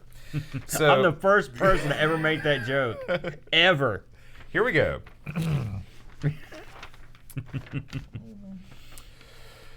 Reflection, Simon Ledge, Cap'n Crispy, Kilobytes and Caffeine, Mike W. Deckard, Threepwood, Gary Heather, Free Lunch, Kate Fox, David Pickford, Cameron Armstrong, Andy Jones, Lobsterman, Nader Craig, McClellanton, Minute Amiga, Retrocast, Counting Virtual Sheep, Bernard Quinn, Retro Man Cave, Tim Drews, Simon Rose, Joseph Harrison, Kyle Letter, Rob O'Hara, Howard Nibbs, Matthew Lara, Moore, Andy Craig, Shanzo, Darren Lomax, Colin 419, Bark Bit, Roland Burke, Andrew Monks, Joe the Zombie, John Cook, Leaf, Killon, Alan Kebab, Checote, Levelord, John Marshall, Matthew Perron, Ricky DeRocha, Creepy Dead Boy, Figgy CTZ the Slow, Norris, Stefan, Sorgord, Mortensen, Edmund Helden, Brenda 75, Christopher Hassel, Ravi, Abby Chris, Fall Strip, Catch a Lower Jeru, Graham Bear Key, Lane Dancing, About His Bed, About His Bed, O'Brien's Red Vintage, Gary, Hucker Bracy, Brian Jones, Paul Harrington. What the hell was that? Duncan Styles, Tapes from the Crypt, Josh Nan, Adam Bradley, Jonas Rulo, THT, Eric Nelson, Kim Tommy, Humberstad, Daniel Bingston, Brutal Barracuda, Darren McColes, Jason Warnes, Pixels at Dawn, and Killbjorn Barman. My God, that's got to be some more college music. It's definitely straight out of college. You know, before you wind this sucker up, as you so aptly do, we had, by we I mean me, had a slight ARG discharge issue this week. It's all right. Happens to lots of guys. You know, we decided to unleash all of our, there it is. Now you've got me using the word. We unleashed all of our old ARG live episodes. However, I didn't realize they were going to flood everyone on Earth with ARG live episodes to beat the band. So if you're on a YouTube channel subscriber, I personally apologize for flooding your subscriber box with the crap out of ARG lives. Sorry about that. It's I'll put ignorance. I didn't know what I was doing. Aaron, next week it's public domaination. Oh no, public domain. 7. Holy 7. Are you kidding me? Almost as many as there are WrestleManias. How is that possible? It's Arcady Classics. Ooh, Arcady. What's that? There's a lot of subtitles here. I'm afraid to hear the rest of this. Wormtriss and Mega Ball AGA. Wormtriss? Wormtriss. Like Tetris with worms? Hey, man. Maybe. What's the other one? Mega Ball AGA. Man, Mega Ball. When they put AGA in the title, you know you're going to hate it. You know it was marketed to... it's got 10 button support mode. Yeah, I just plunked down $4,000 on a new AGA machine and I'll buy anything. Just give me Mega an AGI Ball. title. Yep. Listen, who could turn that down? Absolutely. Absolutely. So looking forward to that. Want to again thank the Amigos Game Selection Committee for good job selecting these games for us. You guys are awesome. Indeed. All right, Aaron. Until next week, keep on playing the Amiga. Oh, one more thing. If you're still listening. What do you think, they already shut it off? They shut it off before the Patreon. Probably song. before I would. Kidding. Holy moly. If you are still listening and you're interested in getting even more Boat and Aaron in your life. And less singing. We are starting the very first episode of our newest show on the Amigos Gaming Network. You can see here on the screen the Amigos Retro Gaming family of podcasts, the CoCo Show, a podcast all about the TRS-80 Tandy color computer. Or Dragon 32. Or Dragon 32. We'll be doing this once a month, just sort of an occasional show, unless things really go crazy bonkers on the Patreon. It had to be done, Bo. It's a show that had to be made. It did. So, it's a guilty pleasure. Make sure you check that out if you're at all interested. It's on all your favorite podcatchers. And of course, ARG Presents and our Sinclair rounding out the week. One day, Aaron, we'll have enough shows every day of the week No. You can listen to us No. blather on. No. about No. nothing. No. This is it. No more shows. I haven't pitched you on my Game No. Boy Color idea No, yet. I already heard your wrestling show idea. That one's bad enough. Game Boy Color. Whoosh. No. All right, guys. We'll see you next week. Adios. I did the hand thing. You forgot That's to how you're say supposed until then. No, Listen, I've been doing this show since Jump Street, and you've never just once said, okay, we'll see you next week. Adios, you always say until then. Adios, that's the way you do it every week. Back me up, chat. So when you jumped script on me there. I thought it was the hand signal that you I didn't know what you were doing. I thought you might backhand me. No, that's By the the way, hand you signal. didn't do the video section again, but it was, I figured, what the heck, you're on a roll. No, remember we said we weren't going to do it because it was a flood of ARG videos. Oh, did we? Yes. Did we have any videos this week? I can't In fact, remember. you talked about the videos when you did your little apology. Well, I did. I had to apologize, and mostly because it was your fault. Yeah. For telling me to do it. We didn't cover the SGI video. That was really the only thing of substance. That was a good went up. video. It was. It's too bad you broke it already. Yeah, I know. It is a shame. We're looking at it right now. I'm not. It's colored backside facing us. Please don't ever say that again. It's colored backside I'll tell you, facing us. there's an issue with it. There's an issue, all right. There's an issue with having the computer right there because as I was trying to get this thing to work, I was using this monitor, and the air blowing through this aged carcass of a machine was not what you call fresh. So I'm going to have to readjust that later on down the line. I've had similar situations with roommates.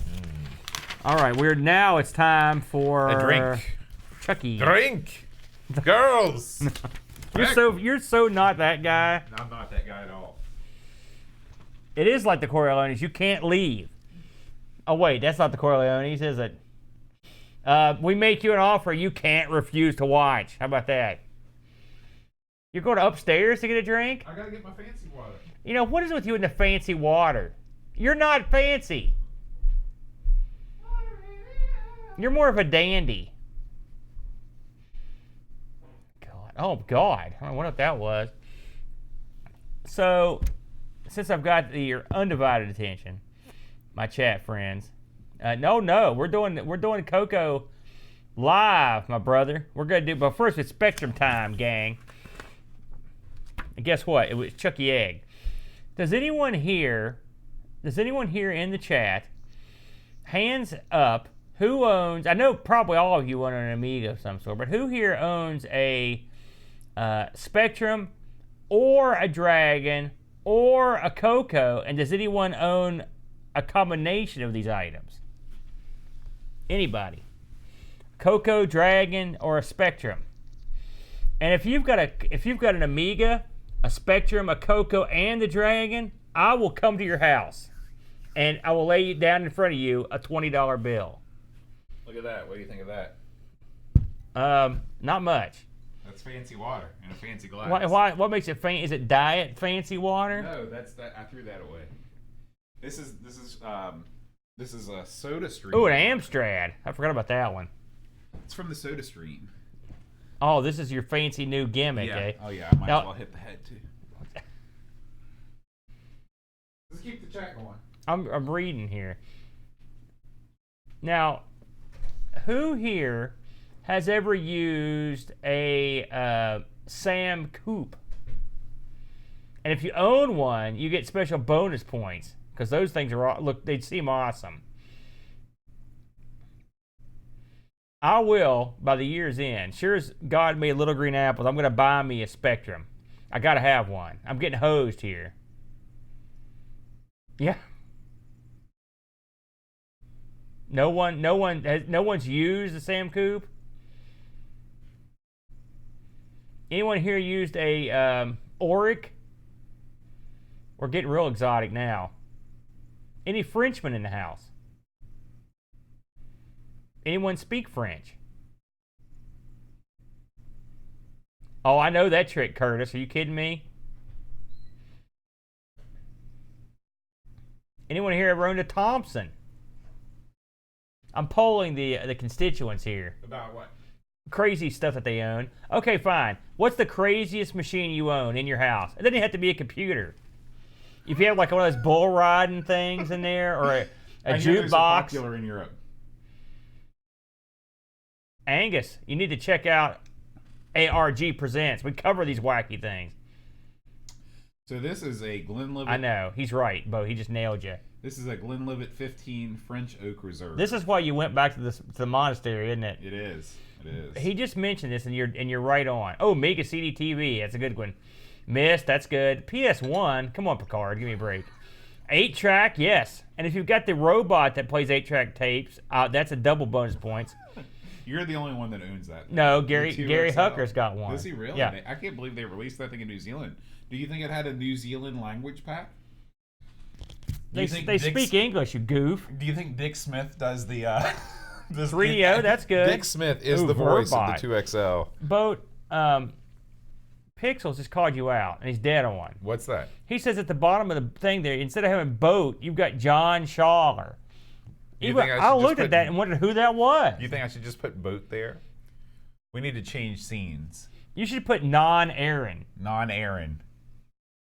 That's what people called me when we went to Ireland. But first of all, how about the other guy? First of all, you realize that 90% of the people at Amiga Ireland thought that Pixels at Dawn was you. That's okay. Pixels at Dawn's better looking than me. He So is. that works out. He's probably way more successful. Well, that goes without saying. Whoa. Yeah, I don't know. That thing is possessed. Comes on. Yeah, it does. Especially when I'm like watching something spooky. All right, that's not good. Why do you think my camera's not working? Why did you turn it? Why did you fool with it? Well, I had to change the scene. Oh, What do you think about that? Little stripy stripe. I don't see nothing. Look right there. Ooh, fancy. Yeah. Who'd you get to make those for you? John Boat of Carshaller. I heard that guy's a little questionable. Mr. Fancy Water. And It was Booth. difficult finding like free just templates. If you represented my spirit, Pixels, you would have been dropped down drunk for the majority of the trip. Well, there you go. A TC9. Oh, TC9. I never heard of that. Yeah, that is crazy. Attempted to be CoCo. Ooh, you crazy maniac. That's a good one. I think we have a winner. Sounds good. All right, Boozy McGee, you ready to crank up some Sinclair Spectrum? Yeah, man. Let's do it. I'm ready. You gonna lead the dance here? The normal routine. Normal routine. Okay, you're off the hook, Hold on a Pix. second. By the way, say Rush like you said that. Rush. Yeah, there's the ROH champion. That's what his name is. You have to say it like that. I can't do that. ROH. Oh, Ring of Honor. Yeah. Now, where do they fall in the They're AEW? well, they've gotten sort of screwed. Pantheon? They're not well back at this point. They're a distant third. Yeah. Okay. What about Chikara? Not on the map. But there, I mean, what? Okay, your normal house show in Madison, is Chikara below that? Yeah. That's crazy. That's crazy. Yeah, they are. All right, here we go. Hi, everybody. Welcome to Our Sinclair. I'm John, And I'm Aaron. and today we're going to be talking about Chuckie. Yeah, man. Yeah. Now, when you hear the word Chuckie, I bet you don't think about this game, do you? I don't. What do you think about? I don't. Well, there's that stupid movie with the doll, the killer doll. Is there another Chuckie beside? I always think that he kind of popularized the word Chuckie. I think there's a rock and roll band. It's called like Chuckie T and something, but I'm not 100%. And also there's a wrestler named Chuckie. There's also, I believe, if you watch did you watch Happy Days? Yeah. I believe Richie's Cunningham's phantom brother Oh, only was in first called season? Chuck, wasn't he? Yeah. Wasn't he called Chuck? Yeah. How's that for obscure? That's pretty obscure. Yeah. What about you? To me, Chuckie begins and ends with the doll. Now, I've never actually seen any of the Child's Play movies. I have not either. I'm surprised. I Well, thought but they look dumb. It's a I- killer doll. That's why I figured you'd be into them. You like dumb stuff. I believe Chuckie, believe it or not, Chuckie participated in a wrestling event one time. He I am not surprised at all. Chuckie badmouthed Rick Steiner over the big screen in the arena. Wow. And another one that come up was RoboCop. He was actually at the event. They locked Sting. The evil bad guys locked Sting in a cage, and so RoboCop came out. And there's a great little video clip of Arn Anderson seeing RoboCop going like, "Oh, it's RoboCop!" And RoboCop kind of RoboCopped over and he ripped the door off the cage, and him and Sting ran off the bad guys. Oh man, that's great. Chuckie Now, wasn't that hands-on. That was back when Sting was Sting, right before he discovered the crow and all that. That's right. Yeah. But Chuckie was, Yeah, he put the bad mouth. They had it was all. He verbally destroyed the Steiner. It was it's sad that you remember these things, but I do. Yeah. Now I want to talk about the other part of this title, the egg part. All right. Okay. What's your experience with chickens and eggs? Do you have any amusing anecdotes of your antics in the hen house? Well, I've never been in a hen house, so no. When it comes to chickens, when I was a little kid, I remember I think it was 6th grade science class, they brought some chicks in, all right? And I don't mean hot girls. And I was like, man, this is the cutest freaking thing I've ever seen. Mm-hmm. These little cute little yellow chicks. Oh, yeah. I held one, and it pooped all over me, right? Then it was lunchtime for the chickens. That's pretty much my last love or joy with the chickens. Yeah. I like the San Diego chicken. That's pretty much the end of it. I can't think of Have you ever thought about having a little chicken coop in your backyard? I did have one in my backyard. When I lived up on the mountain, my next door neighbor down the hill had a chicken coop. And those little suckers clucked around for a while. I believe all their chickens were stolen. Oh. It is Charleston. That's true. They may have gotten addicted to something and just rolled off on their own. Yeah. You never know. Would you ever consider being a chicken farmer in the future at some point, should the opportunity arise? Chicken farmer. I don't think so. And the reason is because I'm, having just completed the Amigo Air and Weight Loss Wager. Well, when I say completing, I mean finishing it. I ate a lot of chicken. And so if I was to raise the chickens, I don't see where it'd be much of a profit there for me because I would eat all the chicken. I see. Yeah. I see. I bet, did your wife do any stuff with chickens? Well, her family, she grew up with chickens. Yeah. On the farm. She married one. Yeah, that's true. That's true. Bam. And she says that she would actually she would watch her dad kill the chickens. Oh yeah. And in the countryside, they don't make any bones about it. You grab the thing and give it the old twisteroo. Yeah. And it's dinner time. Now how big a sport? Because we're in West Virginia, in case you didn't know. And there'll be an occasional chicken fight over here, cockfight. Yeah. How big is that over in Thailand? That still is a thing. In fact, I believe that cockfighting is still legal in Thailand. Yeah. And I've never been privy to one of those. I personally don't think that I would enjoy that. Well, duh. Yeah, it's not something. You see, you don't like violence. Yeah. And you don't like animal cruelty. So yeah, you're probably out. It's probably not my bag. Do you like half-baked hicks shaking money in the air and going, yeah, get him? Now that part I could probably get into if they just swung the camera around. So you could just wear your hee-haw outfit and just go to work out there. I go past places that raise fighting roosters and chickens all the time. Really? Yeah, my buddy is from way out in the sticks, and he is. Let's see that those pins are all set up, and he points them out, and sure enough, that's what. So there's still people raising them at least in Kentucky and I'm sure around here they are too. It really casts Chuckie in a dark light when we get down to cockfighting. That's true. We should probably just start talking about the game. That's pretty bad. So it's funny before we get in. Usually I say it, but if you heard of this one, you're like, duh, no. But we both, not only we heard of this game, we actually played this on the BBC Micro a while back, right? That's right. So now, had you played this on the spec? No. This was my first time playing it on the spec. Yeah. So this came out way back, Boatster, in October 11th, the precise date that Chuckie was released, 1984. And this was a 48K game. Now, this one had some interesting gimmicks, and one of the gimmicks is you can play 4 players on this thing. I read a little interview with the author of this game, and he said he thought it would be neat to have be able to have a bunch of players. This is not 4 players simultaneous action. No. Okay. that would be madness. The fellow that came out with this bad boy was a guy named Nigel Alderton. Now, let me tell you an interesting fact about him. Yeah, go ahead. And not so much about him, but folk of his like. Folk of his like, okay. Do you realize that there was no one born in the UK last year with the name Nigel?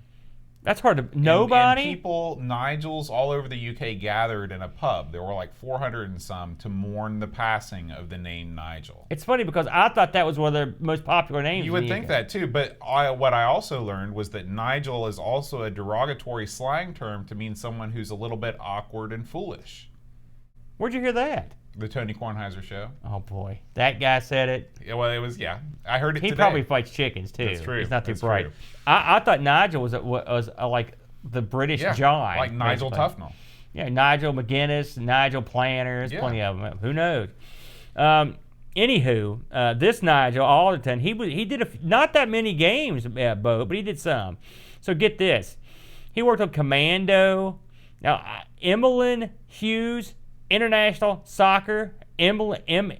What are you speaking English still? No, I was Elman Hughes, International Soccer. I don't want to get all the International Soccer fans on me.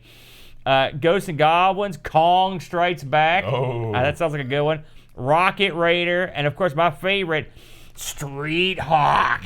But he worked on the Street Hawk, and they call it the Subscribers Edition. Apparently this came out with like a magazine or something, and it was so hideous, so horrible, that they went back and reprogrammed it before they released it to the general public. Wow. That's the story I read. Now, the guys that put this out was A&F Software. I'm looking over the list of stuff that they did, and I don't think we've looked at anything at all.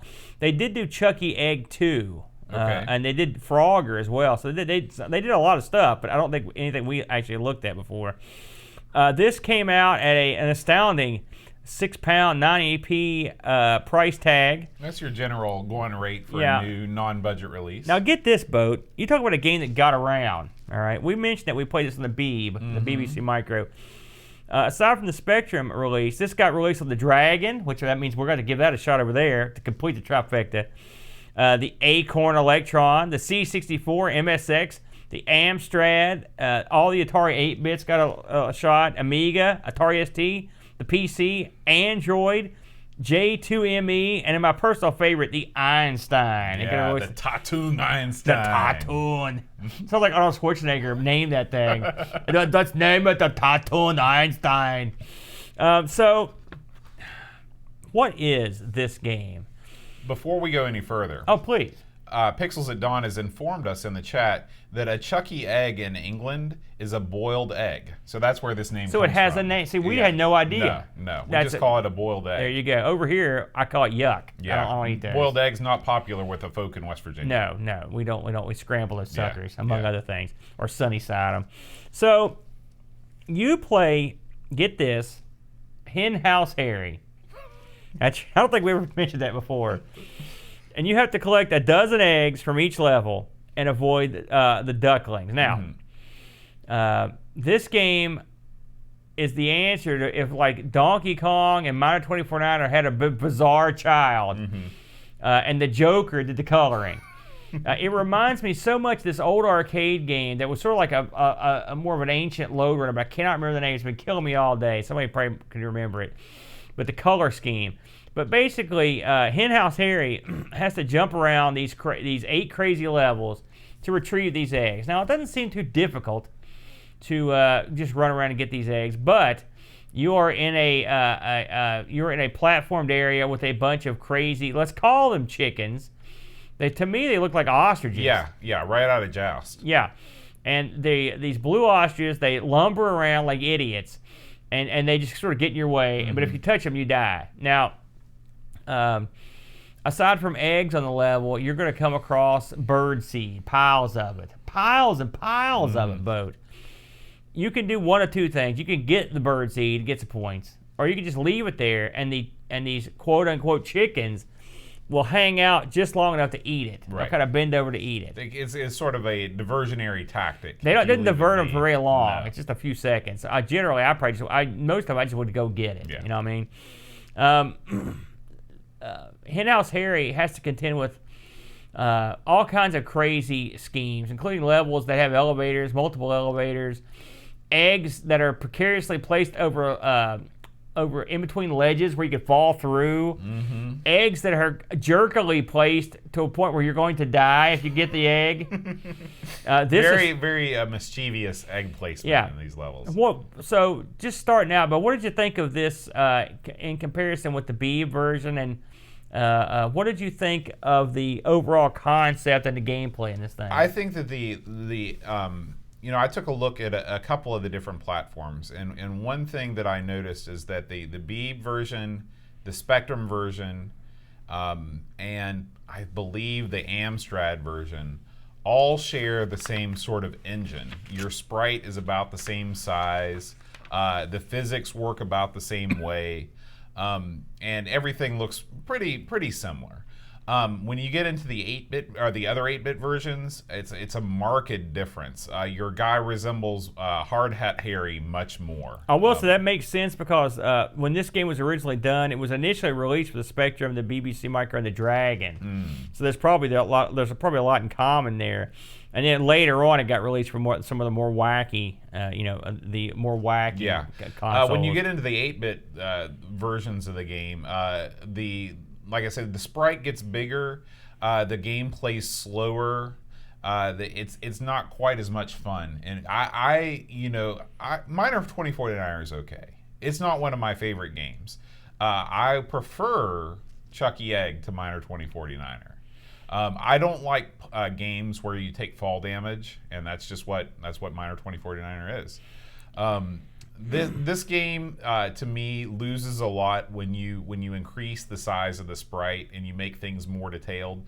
This game has a really kind of almost abstract quality to it that I think is very endearing. When you start to make the birds look even more realistic, it makes it even creepier. And when you get to the Amiga and the ST versions of this game, they give the levels a sort of like isometric 3D look that is not very appealing, and the music is just atrocious. I'd much rather have nothing and just beeps and boops like the 48K. The funny thing about this game is that me, I love a double super love Miner 2049er. I love double super love Donkey Kong. I love Jumpman Jr., Jumpman Returns. Those are my kind of games. I love them. And this game falls nicely in the pantheon of those games with one major difference. And you nailed it, which was, unlike every one of those games, Henhouse Harry can just fall as far as he wants. As long as he doesn't fall off the screen, you're gold. And that separates this game from the others in a big way. It doesn't sound like a huge deal, but it's a major deal.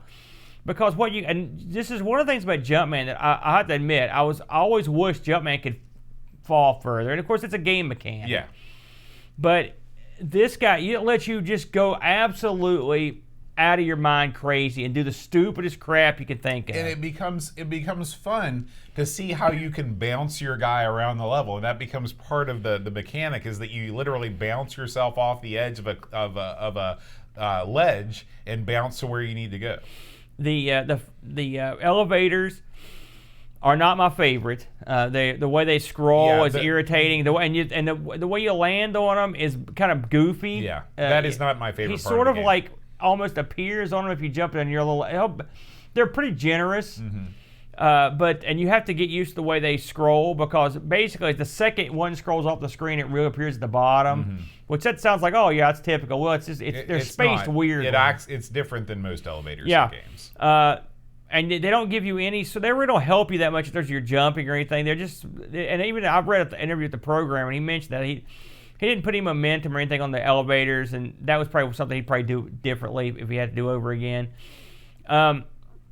The bad guy in this, or the ducks, you, unlike say a barrel or a fireball on Donkey Kong, you're not jumping over these things. You're pretty much, when they're coming at you, you're boned. Yeah, you have no offensive weapons in this game. No, you have nothing. The eggs are cunningly placed. Now there are only 8 maps on this. Have you went through the full game once? No, not even close. I think the furthest I got, I know I got to the 6th level a bunch of times, and I think I got to the 7th level. Then I watched and I thought, hey, I'm doing pretty good. Then I watched a YouTube video where a guy got like 100 and some levels. I should have put in the poke that gave me infinite lives. Well, but I never put those in. But once you get further into the game, and most of the game there's a large chicken in a bird cage, and eventually that sucker comes out. He wants him some, and he'll just randomly fly around. He flies towards you. It's basically like the condor stage in Joust. Isn't it a condor? No, you're talking about that. No, that thing's got a real crazy name with X's and Y's that I can't remember. Zyna. No, it's not like that. Yeah, it is. No, because that guy comes across the screen and veers towards you. This bird's like a heat-seeking bird. Okay. It's on you nonstop. Yeah. It's more like the smart bombs in Missile Command. Like he's coming at you. And as you get further in the game, the other ducks get. I don't know how far you watched into this, but the other ducks get more. There are more of them, and they're faster. Plus, this guy's scooping around on you, so it gets real crazy. The game is not super hard at first. It's not like, say, a Manic Miner where you're instantly screwed. Oh, no. This one, you're only screwed later, but I mean, you feel like you're in it with a chance. The funny thing about it is, like, for example, the elevator level, you can actually, if you do it right, you can sort of bridge the gap. I mean, your guy can jump pretty well, and since he can fall infinitely, it's cool. One of the things that does bug me is when you fall off the ladder, you're screwed. Yeah, you go right straight down. It's not like Mario. When you're falling, you have no control over your direction. Yeah. So I mean, it's the difficulty is legit. I mean, this game, the levels are very. They reminds me so much of Mine 24. Even your character looks sort of like Bounty Bob, with this big wide brim hat. You know, I guess you could come here. Do you ever watch Curious George? Oh yeah. Well, here's the man in the yellow hat. That's Here right. he is. He looks just Harry. identical to that guy. Another thing that irritated me about this game, and I can't remember if the Beeb had this or not, but when you die, it plays this long song, and you can't skip it, and you have to hear it every time. Yeah. But a good thing about this game is that they did put in some things that they didn't have to. For example, when you beat a level, it gives you that kaleidoscopic square. That is cool. It's almost like, you know what it reminds me of is it's speaking of Joust. Do you remember? What is it? It's one of the games from those guys. It's when the screen will blow up and it's on that multicolored border. It looks a lot like that. It's like in a Missile Command. Well, no, I'm thinking it's one of the games. It's one of the Williams games, but the effect is cool. It splits into like 4 areas. Yeah. It's a good effect, especially for a guy. Now get this, boat. Nigel here programmed this thing when he was like 16, 17 years old. Yeah. This is in the halcyon days. And he worked on it. He worked on it for a couple months and then took it over to have it looked at, and the guys at A&F were like, bam, we're in. We'll take it. And this thing sold like gangbusters. I believe they said it sold over 1 million. It moved over 1 million units. That's a lot. I mean, think about that. That's crazy. That's a lot for my. I can't think of any game off the top of my head that's of that era that would have sold anywhere near that much. Well, that may be a lifetime total. I don't think it sold that much in a year. So this game was rated number 13 in the Your Sinclair Top 100 Games of All Time. That's kind of low, I'd say. Where do you put this in the pantheon of Sinclair games that we've played? Oh, this is definitely near the top. For sure. I agree. I mean, this is a true classic. But I mean, we haven't played anywhere close to 100. Well, you're right. Yet, so. But here's the thing. This is what I love about 8-bit gaming right here. Here's a game that travels through different platforms. It's as basic as it gets. And it's fun. It was fun in 1983, it was fun in 1993, and it's fun in 2019. It's all about the gameplay. The graphics are irrelevant, the sounds are irrelevant. It's just got Spectrum sound, It plays great. It's a lot of fun. It's challenging, but it doesn't make you feel like you want to jump off a cliff. Yeah. So that's tough but fair is how I'd categorize it. I agree. Now, there have been tons and tons. There was a sequel to this one, which admittedly I didn't play because I figured we might get it somewhere down the line. But I don't think Chuckie Egg 2. I don't think Nigel was actually involved in the sequel. It wasn't listed amongst his credits. There are tons and tons of versions of this that people have hacked and cracked, and Jack Darrell's giving you make it easier for you to jump, added stuff, change graphics. I mean, this has been like hacked to bits. Yeah.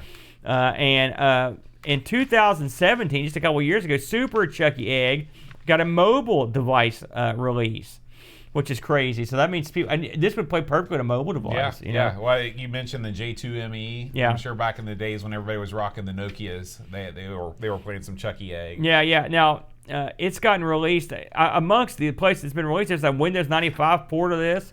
That surprised me. Kind of wacky. This made the list of the 1,001 video games you must play before you die, which we had a couple in there.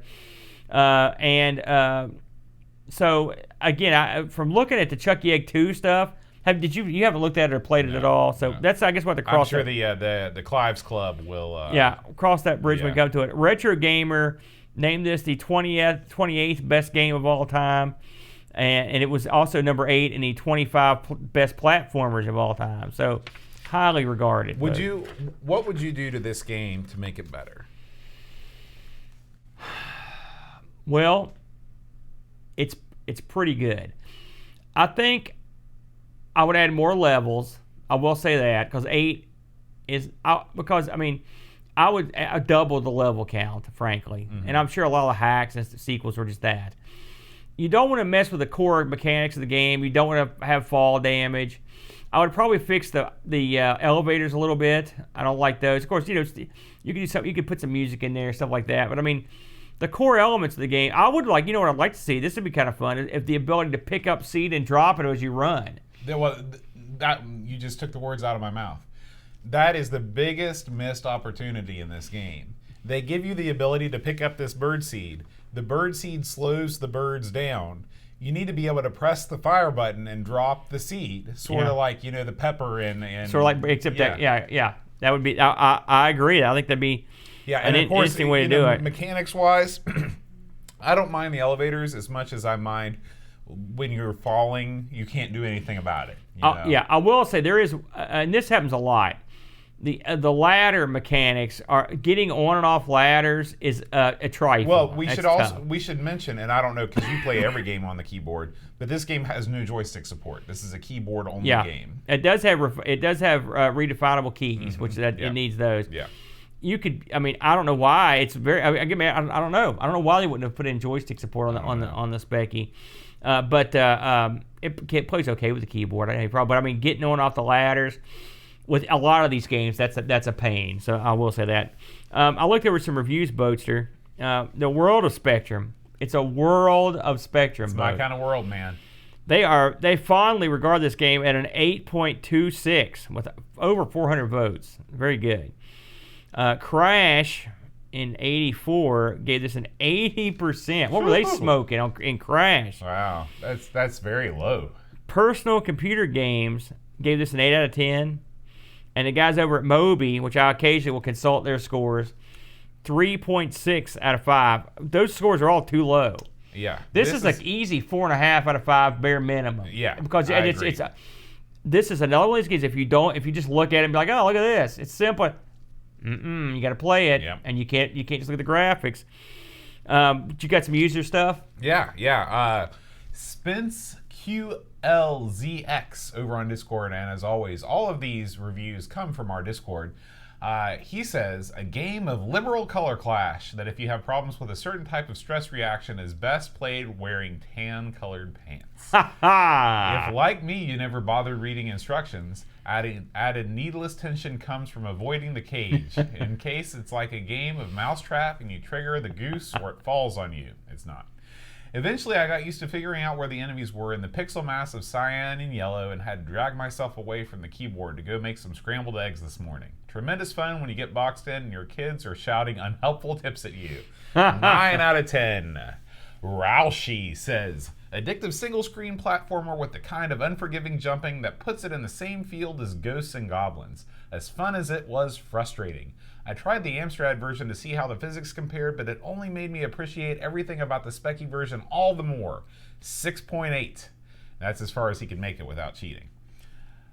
Chris Fold says, perhaps the single greatest single-screen platformer of the 8-bit era. Requires precise jumping and timing, but you never feel that death is cheap. Nothing prepares you for when the bird gets free. Managed to get to level 41 this time around. Wow. The only thing that prevents a higher score is that the BBC version is better. 8.5 out of 10. They're very comparable, though. Yeah. Graham Vebke says, I love this game, and now I strongly feel the ZX Spectrum version is better than the C64 version I'm most familiar with. I agree, Graham. Chuckie Egg is better than the legendary Manic Miner and Miner 2049er, and for me, it sits on the same pedestal as Donkey Kong and Lode Runner. This game is 8-bit gameplay and platforming royalty. 9 out of 10. That's a lot of heavy speech right there. It is. And finally, Retro Enzo says, I must be on the same wavelength as Graham Vebke because his comments about Donkey Kong and Lode Runner were exactly what came to mind as I was playing Chuckie Egg again today. This was a game I kept going back to as a kid. The difficulty level is quite forgiving and you can get through the first few levels with usually no problems. And although I started to struggle about from the 4th level onwards, I still managed to get to level 6 with some perseverance. Given more time, I'm sure I could get further, and I'm determined to do so and eventually see the bird flying free. The deaths never felt cheap and were definitely my fault. I tried a few other versions of the game and briefly played the CPC, BBC, and Commodore 64 versions. He says, I think the BBC version was definitely the best, but the Specky's up there. A game that still looks good and plays well today. Color Clash be damned. 8 out of 10. You know, the color collection, I didn't even think twice about. No, I mean, I not don't even know if at all. I don't know if I've just become immune. I to think it. I mean, it's the But ladders and stuff. But I mean, yeah, it's I not a think big deal.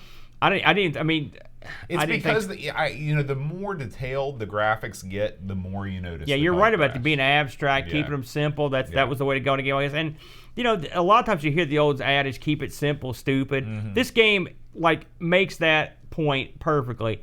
They didn't go crazy. Right. It's a crazy game where you jump around, avoid bad guys, simple, and collect stuff. That's all you need. And when you add other elements like fall damage or crazy elevator stuff, sometimes you get not something nice, but often you just clog stuff up. Yeah.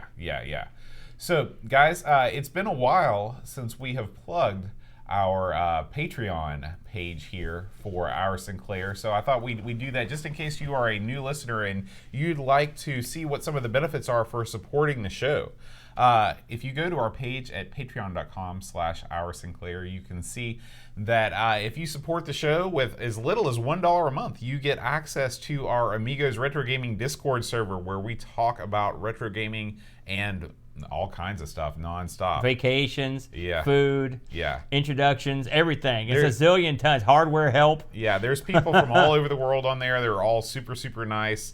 You'll never meet a better group of guys. If you are sick of the nonsense on Facebook groups and you want to just get together with a bunch of really great people, join up with the Discord. International too. Yeah. If you support us with $4 a month, we will read your name on the air at the end of every episode, announce it with fervor, and you also get a limited edition Our Sinclair supporter magnet for 2019.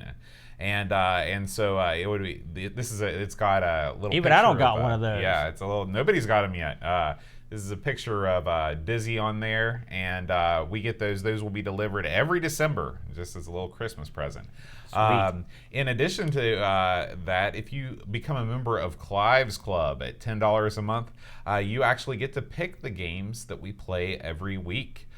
We've got our Clive's Club right now is picking some winners. So if you want to join up, if you got some favorite games that you would like us to play, feel free to join up with Clive's Club. We'd love to have you on there. And of course, you get all of the previous benefits to the Discord server and the supporter magnet and the Clive's Club magnet, which looks super, super awesome.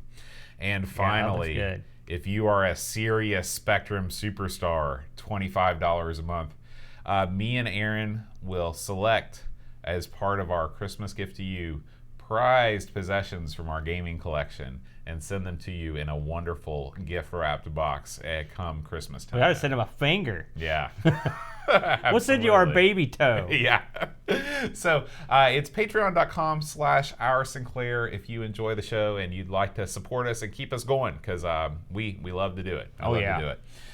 All right, Aaron. Next week, I have not actually looked at what game we're playing next week. Oh, the Clouds Club. They're going to come down to you with the ball peen hammer boot. Give me just a second to look that up. That is from last go-round.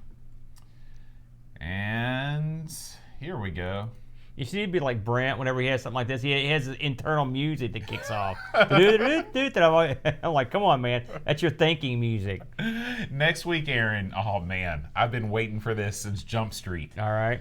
Frank Bruno's boxing. Oh, yes. I got a few choice things to say about Mr. Bruno. Oh, I can't wait. I'm an old school boxing fan, so this is going to be a treat. Yeah. Oh, boy. I've heard a lot about this game, too. I'm going to spend just as much time watching old fight highlights as I'm playing this game. I can't wait to dive into the world that is Frank Bruno.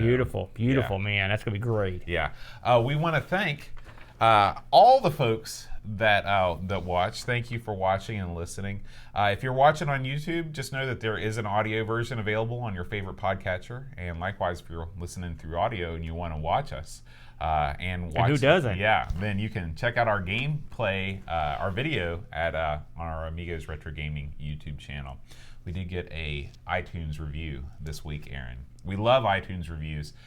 We've talked about this before. This is how our podcast gets noticed, because all the major podcast players use the iTunes sort of database to track popularity. That's starting to not be the case, but it's still the case for a lot of them. So if you enjoy the show, feel free to leave us an iTunes review, just like this guy did.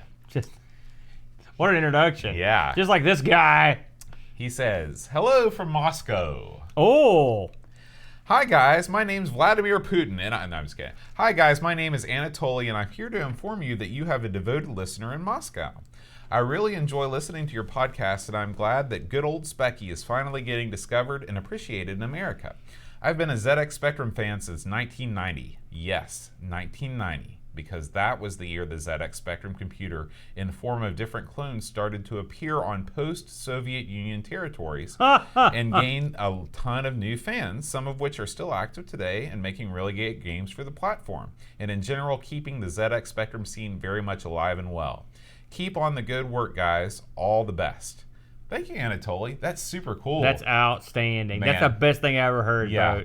I'd love to see some of those ZX Spectrum clones. I've that seen a started page. to- You know what? What I like to see is some of the new software that they're Yeah. making for them. Yeah. If anyone's got inroads into Russia, I'd like to get some of that sweet new Spectrum action. Send us some links. We love to check That's that stuff great. out. What was this Yeah. fella's name again? Anatoly. Anatoly. Yeah. Outstanding. Thank you, sir. Yeah. Love it.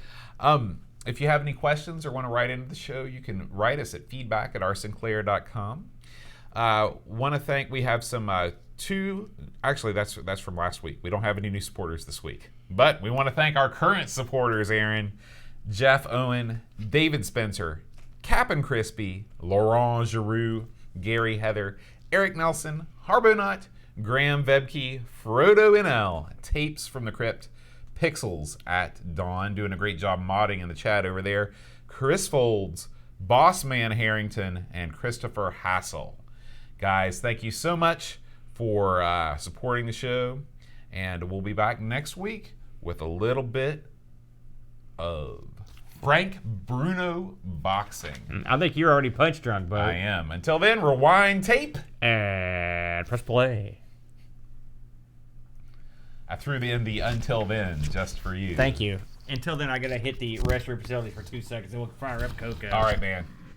Oh man.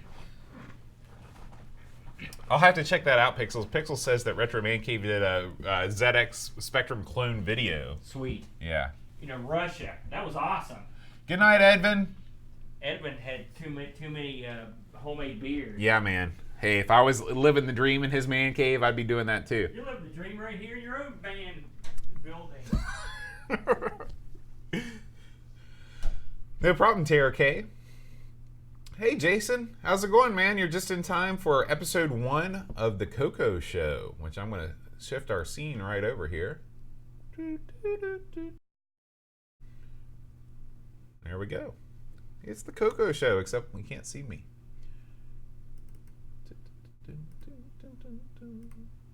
Boom. All right, that's right, Picard. Make some popcorn. That sounds pretty good. I may have some popcorn later on myself.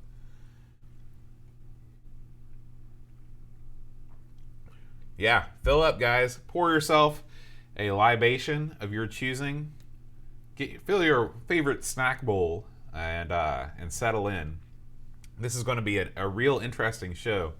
We're talking about the Aaron's going to give a little overview of the CoCo / Dragon 32, and then we're going to start talking about the first game is going to be Poltergeist, and these are going to be 2 for 1. So we're going to talk about 2 games on each episode: Poltergeist and Sailor Man, popular clone of Popeye.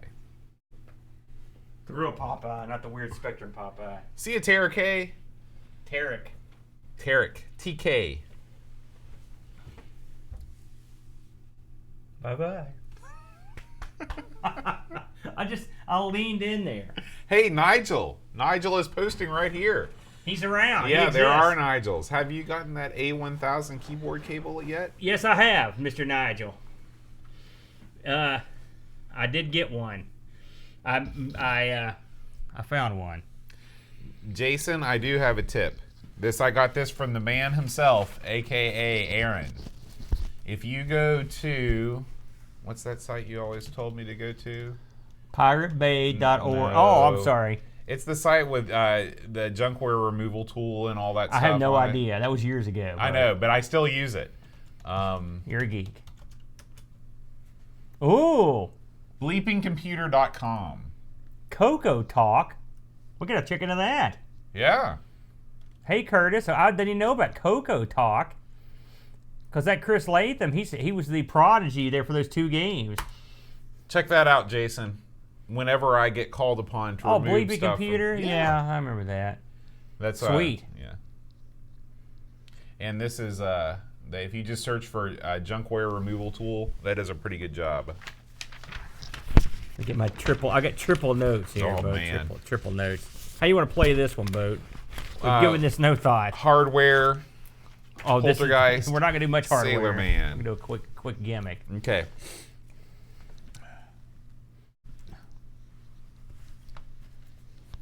Play your CoCo. I'll come to your house. You know, I didn't think to. Maybe you guys need to put some actual information somewhere out on the web about the Thanks for Giving Marathon, and then I can link to it. Well, here. the problem is I don't have any information for the Thanks for Giving Marathon because Brett hasn't quite figured out the full. We got time, but this week I'd say he'll be laying it down. I can't express to you how looking forward I am to doing this and going over there and not having to be responsible for it all. It's going to be like vacation time. I'm just be laying back, playing games, not worrying about having to buy a cable modem in the beginning, in the middle of the That's okay, screen. Nigel. I wish I could nap. Napping's great. Oh man, remember when you could nap? You don't like napping. You always tell me how much you hate sleeping. Here's the thing: napping when you can get that means when you can nap, that means you get nothing else going on. That's true. That would be awesome. That's true. That's true. You know. So here's how I want to play this Boat. Okay. It's gonna be like sort of like the last one, but I just want to. It's just in case anyone here that's not that familiar with the CoCo. I'm not. This is all my old notes. I'm just gonna go through a couple things. We're not gonna go crazy. Okay. And then we'll move right into Poltergeist. Okay. Which I've got some movie stuff and. Oh yeah. You know me. I've got it all figured out. You got a little. I got a little something on thing here there too. So. Hi everybody. Welcome to the very first episode of the CoCo Show. I'm John. And I'm Aaron. And today we're going to be talking about Poltergeist and Sailor Man. An eclectic blend of games, Boat. Absolutely. Before we dive into those games, Aaron, since this is our first proper episode, do you want to give us a little rundown of exactly what this machine is? Sure. We thought just in case we had some new listeners in here that weren't familiar with the CoCo or the Dragon, just the briefest of summaries of what they are, because we're not going to get into the hardware and stuff, but we're here to play some games, man. Because there are other people that do a better job with that stuff than us. We're Absolutely. just a couple dumb guys. So, and I like to do this to Brent on ARG, so I'm going to do it to you. So, the CoCo, the original car computer that came out in back in the day, had a retail price. I'm looking at it here, Boat. Do you want to take a wild guess as to what the CoCo 1 was selling for? Now, this would have been right around 81. 81? Yeah. Okay. I'm going to say $4.99. That's not bad. You're way better than the Brent. $3.99. Okay. Around $1,250 bill back in the day. Now, the CoCo came in several different flavors. You've got your CoCo 1, and when I say CoCo, which you're going to use this term a lot, the official name of this particular computer is the TRS-80. That's TRS-80. It's a color computer, and then we just short it to CoCo. Everyone that has a CoCo says CoCo. So on there was no actual branding on the computer that said CoCo. No, it was always color computer. No. Okay. It was never referred to in-house as CoCo. Okay. The color computer was put out by Tandy, and Radio Shack is where you could buy these things. Now, if you are interested in the Dragon 32 or Dragon 64, they're basically the same computer they basically used off-the-shelf parts basically to make the same computer over in the UK. If you're really interested in more of a deeper look at it, we did a ARG Presents on the Dragon a while back, so I'd shoot you over there to check that out. And we're going to use the Dragon and the CoCo sort of intermittently. We're going to play games from both machines. Because a lot of the Dragon games I didn't even get to see over here, so it'll be a lot of fun to try them out. Anyway, the Color Computer 1 ran from about 1980, 81-ish to about 1983. The original version was a 4K unit, Boat. And this thing, I've got buddies that had these. I didn't have one of these, but it was in a silver case originally, and they were real funky looking keyboard. Was this like a PC Junior type keyboard? No, it's been since I for the PC. It's more like the old. It's sort of like kind of like chiclets, sort of, but it was an unusual, not that great keyboard. In fact, they had keyboard replacements for it. My buddy has one of these original CoCos, and he put a reset switch on and a power light. He did a bunch of mods to it. That's the Chud, by the way, in case you're wondering. Yeah. This thing, like I said, it came with 4K, but you could actually, apparently, you could expand this thing up to 32K.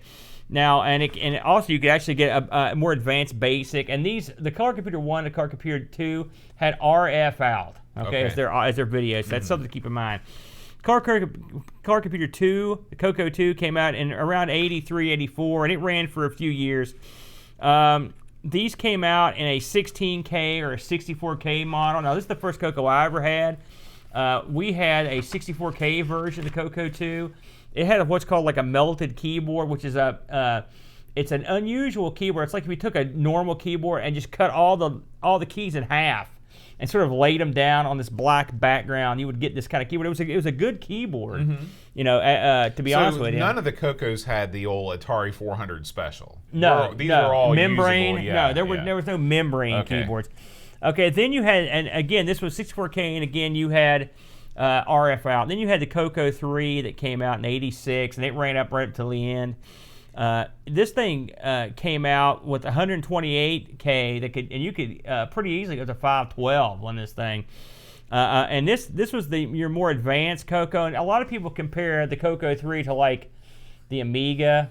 That's probably stretching it a little, to be honest with you. A little. But you got to think this thing came out right about the same time. Yeah. So, but I mean, no, they have some similarities to the Amiga, but it's, I mean, and really, I don't think the CoCo 3 was around long enough to be fully explored like the Amiga was.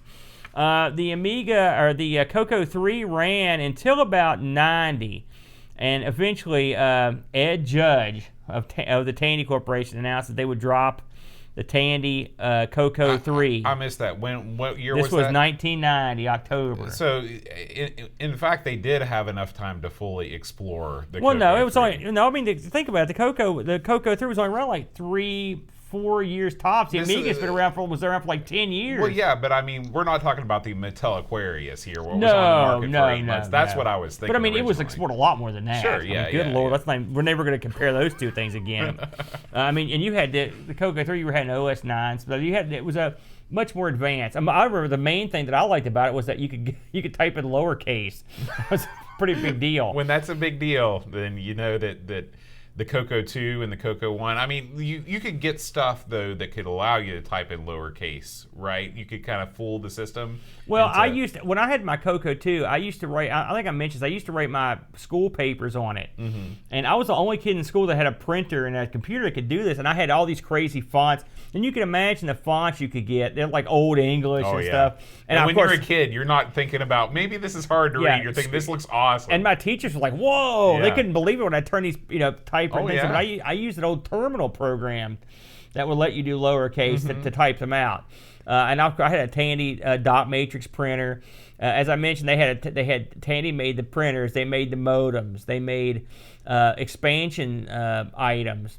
There's an expansion cartridge expansion system that plugs into the cartridge port on the Tandy that gives you extra cartridge slots, basically. So you could put disk drive controllers and sound packs and still play your games. So there were peripherals, as you would expect. It was actually a pretty popular and a pretty big deal back in the day.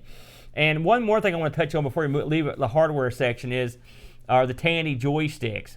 They really had two varieties of Tandy made joysticks. They had a model that were these little black sticks that have one red button on the top. Mm-hmm. That are not, they're analog sticks. They're not self-centering sticks, and they are they're an acquired taste. Would you compare these to the 5200 stick? No, these are better than that because these work and don't instantly deteriorate. Like those were the dirt worst because you can't keep them working. Right. These are far simpler. It's they're literally just, a button, not self-centering. but and they're limp. Mm-hmm. But I mean, and they're real thin. But you sort of get used to them. I've got a couple probably not of them. unlike the old Kraft PC joysticks, right? They're more. They're not like them, but they're similarly sized stick. Okay. Then he had the CoCo also had Taney had a deluxe stick, and the deluxe stick self-centered, and you could turn the self-centering off. That was a great stick, and they're expensive. I'd like to have one, but I had one back in my younger days. I don't have one now. So going forward, what I've been using, I got a couple of adapters that let me use just plain Jane Atari style joysticks on mine. So I've got my Wiccos hooked up to it, or my Epix sticks that you love so much. So that's what I'm going to be playing on. But I'm using for the duration of this show, I've got a Color Computer 3 with 128K. And a CoCo SD expansion that lets me use SD cards in the cartridge slot. So that's what I'm going to be using. You've got a pretty kitted out CoCo. Well, 3. I mean, no. I mean, people that are really into it have some real crazy systems. The fellow in the chat room just said he had like 8 megs of RAM in his CoCo 3. I mean, that's huge. Yeah. You know, I don't know what you would do with it. And I've talked to the guys on Facebook about how much RAM you should get. Mm-hmm. And from what I've been able to ascertain, that because you can go up to 512 pretty easily and pretty cheaply, but there's not much out there currently that uses 512, but I guess there's stuff in the pipeline, believe it or not. I see. The CoCo still has a very active community, and they're super nice guys. They're super helpful, very friendly bunch. They're one of the friendlier communities I've gotten into, so I really like them. So there you go. There's your hardware moment, but we probably won't be going down that road again. Okay, well, before we get into Poltergeist, Aaron. Yeah. I want to ask you a couple questions because you are sort of a connoisseur of the supernatural. Yeah. Okay. A poltergeist is a particular kind of ghost, right? It is I think, as I recall, poltergeist is German for mischievous spirit, I believe is the translation. And they are generally, poltergeists were considered harmless annoyances, you know, but you can't make a movie about a harmless. No, annoyance. You can't. And Poltergeist is a sort of a foreboding sounding name. It's like, oh crap. Yeah, it is. Now you've never seen the film, have you? Oh gosh, no. I'd be terrified. I love this movie. I'll be honest with you. And well, I'll tell you that whenever I would go and peruse Video Vault over there by the middle school, you know what I'm talking about, right? Yeah. Oh yeah. I would see it and I would look at because I would always be curious to look at the tapes. And Poltergeist is only rated PG. That PG-13. I think that they went back and changed it later on when This was one of the movies that really. This is an R movie, in my opinion. I would not show this to my 13-year-old. I remember watching this. The first time I ever saw this was in the band room at middle school, 6th grade. Wow. Simmons doing it right. And this came out. I didn't realize how old this movie was. For starters, I did a little write-up on it here. So this came out in '82. That's a long time. I swear to you, it doesn't seem like that long. So it was a new movie when you saw it in 6th grade. Yeah. Well, we had it on videotape, and back then having movies on videotape was no easy. Sometimes they didn't come out for years, you know. And this was a Spielberg movie, but he couldn't direct it because he was doing E.T. And so he brought in another guy, the same guy that did Texas Chainsaw Massacre. Oh my gosh! Now, have you ever seen that? I'm guessing you didn't see that either. That movie is disturbing. I will never see that. But there's I've always heard rumors that like Spielberg sort of directed this, and maybe couldn't officially do it. But this is basically the tale of a family that gets terrorized by poltergeists, and the whole gimmick of it is I'm going to spoil this 30-year-old movie or whatever 40-year movie.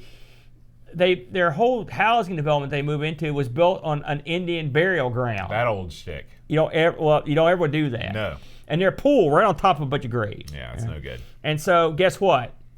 You're a ghost. They build this crap on your house. You're not happy. You got a bunch of geeks in the house. Yeah. And so what do you do, a bunch of geeks? You terrorize the crap out of them. Yeah, you do. It starts small, but this movie really ramps up the freak out factor when Carol Ann, the little girl, sits in front of the TV all the time and she's talking to the static. A lot of people don't remember a time where you had static on the TV and not a blue screen. And it was sort of creepy. And you would hear signals come through it. And so they took that fear and they turned it up to 11, and it was creepy as heck. And the commercials for this movie were just creepy with that little girl going, "They're here," in front of the TV and all the static. I'm getting a little freaked out just listening to hear you talk about it. It was creepy. It. And I will say, and not to get in the movie too much, but the ending of this movie, one of the all-time great endings in any movie ever. Just let me know, is there a happy ending? Ish. At the end, the family have retreated to a hotel room, and the very last thing you see in the movie is them throwing the TV out. It's glorious. I always thought that was such a great stinger to the end of the movie. I recommend you watch this movie if you haven't. It was really, really, really good movie. But yes, it did push the rating system to the limit, Bo. That's for sure. So you need to watch it. Okay. That'd be good. I mean, it's sort of you need to watch it. I'll never watch it. I know you won't. Dadgummit. It sucks. So let's talk about the game. Okay. Poltergeist. Now, this game got released in 82, 83, right in that area there. And this came out on cartridge. And this is one of those games I remember seeing a lot. It was a Radio Shack. Picture going into an old 80s Radio Shack, right? Okay. You've got all your radio parts. You've got all your CB stuff, batteries. Everybody was in a battery club, so picture that scene. And then they had an area back there devoted to CoCo cartridges and tapes. And so you would see all these cartridges. And I remember seeing this one because it had a cool picture from the movie on it. And it was a movie license. And CoCo wasn't what I would call a license heavy. Yeah. Yeah, because it's expensive to license games. And this is actually the only game of this type that was released. For Poltergeist, this is it. So it's pretty wacky. So in this game, you're basically tasked with trying to save Carol Ann from the poltergeist. And what you've basically got here are 3 separate mini games. Yeah. Now, the first game, the funny thing about the first game is it really has nothing to do with the poltergeist, the danger. This city was put together by some sadist, and everyone that drives on this city is a madman, because what you have to do is traverse this map. It's an overhead map of I guess their subdivision, and you're going around to collect various items you need to expunge the poltergeist from the house. And if you watch the movie, these items will have meaning to you. There's towels and rope and a ribbon and tennis balls. I don't know if this means nothing to you, but in the movie it makes sense. Why did they need tennis balls? They threw these things into this void, and they would come back out. It's just stuff that was there's a loose tie, but they're in the movie. And so what you have to do is these little marks will appear on these houses. You have to run to them to retrieve that item. Okay, and you're on a timer, of course. And so that's not too bad. But what you've got to worry about is everyone on Earth decided to go driving, and they drive like crazy maniacs on this grid pattern housing development. So you'll get run over and over. Plus, you have to contend with this sort of engine noise that is a bit grating. It's not easy on the ears. Yeah, of course, coming off a lot of Spectrum games, this sounded like an orchestra compared to that. Now, the funny thing about this boat, did you know about this? I'm sure you know about the secret hidden trick on this level. Yeah, so if you hold your fire button down when the level starts, you can prevent the traffic from coming out. But to me, I mean, why bother? Because, I mean, if you're playing the game, play the game. Dodge the traffic. It's not that bad. Yeah. Well, I mean, but it gets tough, and and you can easily get ran down. That's my point. Yeah. So once you complete your items list, basically, and again, you are timed, you graduate to the second level. And it's funny, this second level, I remember as a kid, I couldn't get past this level to save my life. Really? I thought it was the hardest thing. And I haven't played this game for many years. So this week when I picked it up, I got past the car level. I got to that second level. I'm like, oh, here we go. Man, first attempt. I was right up the stairs. I was like, what was wrong with me?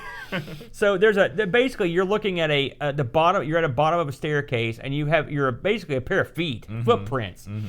And what you've got to do is navigate your footprints up the stairs. You're sort of like playing Frogger. It's sort of like Frogger. If the road's got narrower on the other side. Yeah, and you've got enemies, or you've got assailants that behave erratically, like the ghost face. Yeah, and they're kind of black squares that move around, and so it's challenging. I mean, it's definitely more difficult than the first couple levels of Frogger. I didn't think it was that bad. I mean, now that I play it again, when I was a kid, I'm telling you, I couldn't get past this thing to save my life. Remember, you were using that joystick too. That's true. That's true. And I will say I was using a much better stick. And I wish I'd had normally I like to play these machines with their original stuff, but the joysticks I've got for this thing are the black ones are real beat up. Yeah. And so I have went down to the Atari route. And if I'd had these as a kid, and they did exist because my buddy had them for his, I would have had them in a heartbeat if I'd known they were around. So anyway, once you get past the staircase level, then you're into the main event of this game. And the main event of the game is you're trying to rescue and keep Carol Ann out of the void where the demons are. And so what you're treated to here is a very unusual, it's hard to explain what you're seeing. It's like a picture like looking down a hall as lights shoot all around you. It's almost like you're going into warp drive. It is. Yeah.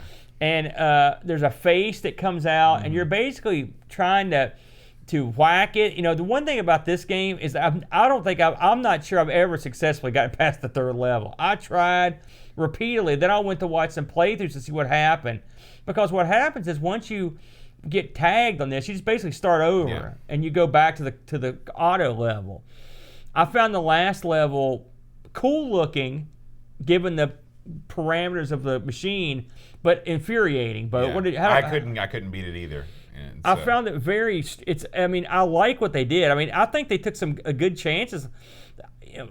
In 82, to have a game that had multiple levels in it was pretty unusual. Yeah. On the CoCo, and then to have that particular level be so graphically interesting. Yeah. Was interesting, but it was just so freaking weird. Yeah, and hard. 82 is we're really early on here in home computers in 82, and so I think that later on, 83, 84, 85, this type of game became more common. For example, if you think about the Death Star battle that came out for a lot of the computers, you had 2 different stages. It was like that, of course, Gorf and all its types of things. The funny thing with that third level is, okay, so you're trying to shoot this poltergeist, right?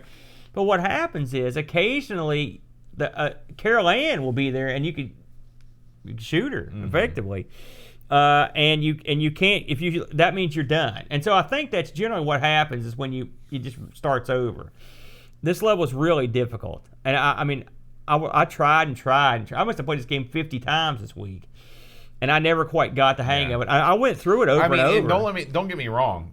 This level, the stair level, is no picnic. I've beaten it, but I've also died a whole bunch on this level too. Yeah. So. But Bo, you're early into your CoCo exposure. What did you think about this thing out of the gate? I thought that this was a quality title. This was a good game to start out with because it showed off some of the capabilities of the machine. I thought that on the whole, the game, the first mini game, it's very simple. But it was fun. It reminded me of the E.T. Phone Home game on the Atari 8-bits, because you're also wandering around a city. It does look like parts. Okay. Yeah, I have played that. Yeah. I can see where you're coming from. It's nothing like that. No, but the setting is similar. This is also my intro to the normal CoCo color scheme, with a lot of blues and oranges and things. It's almost like a CGA-ish. But you can get in that. There's way more like greens. It is an unusual palette. Yeah. That you're gonna find yourself exposed to, especially for something that's built as a color computer. There was color, but it wasn't like a rainbow of colors generally. Right. Absolutely. I thought that the second level was great. The third level I couldn't beat. So I can't give this game too glowing a review because I couldn't get past that third level, even the first loop, because I imagine that the game gets harder on subsequent loops. Well, you keep going. It does. Yeah. I like to cheat on the first level, because otherwise you're just wasting your time. That's a glaring screw up, by the way, to let that go through your error, your bug folks.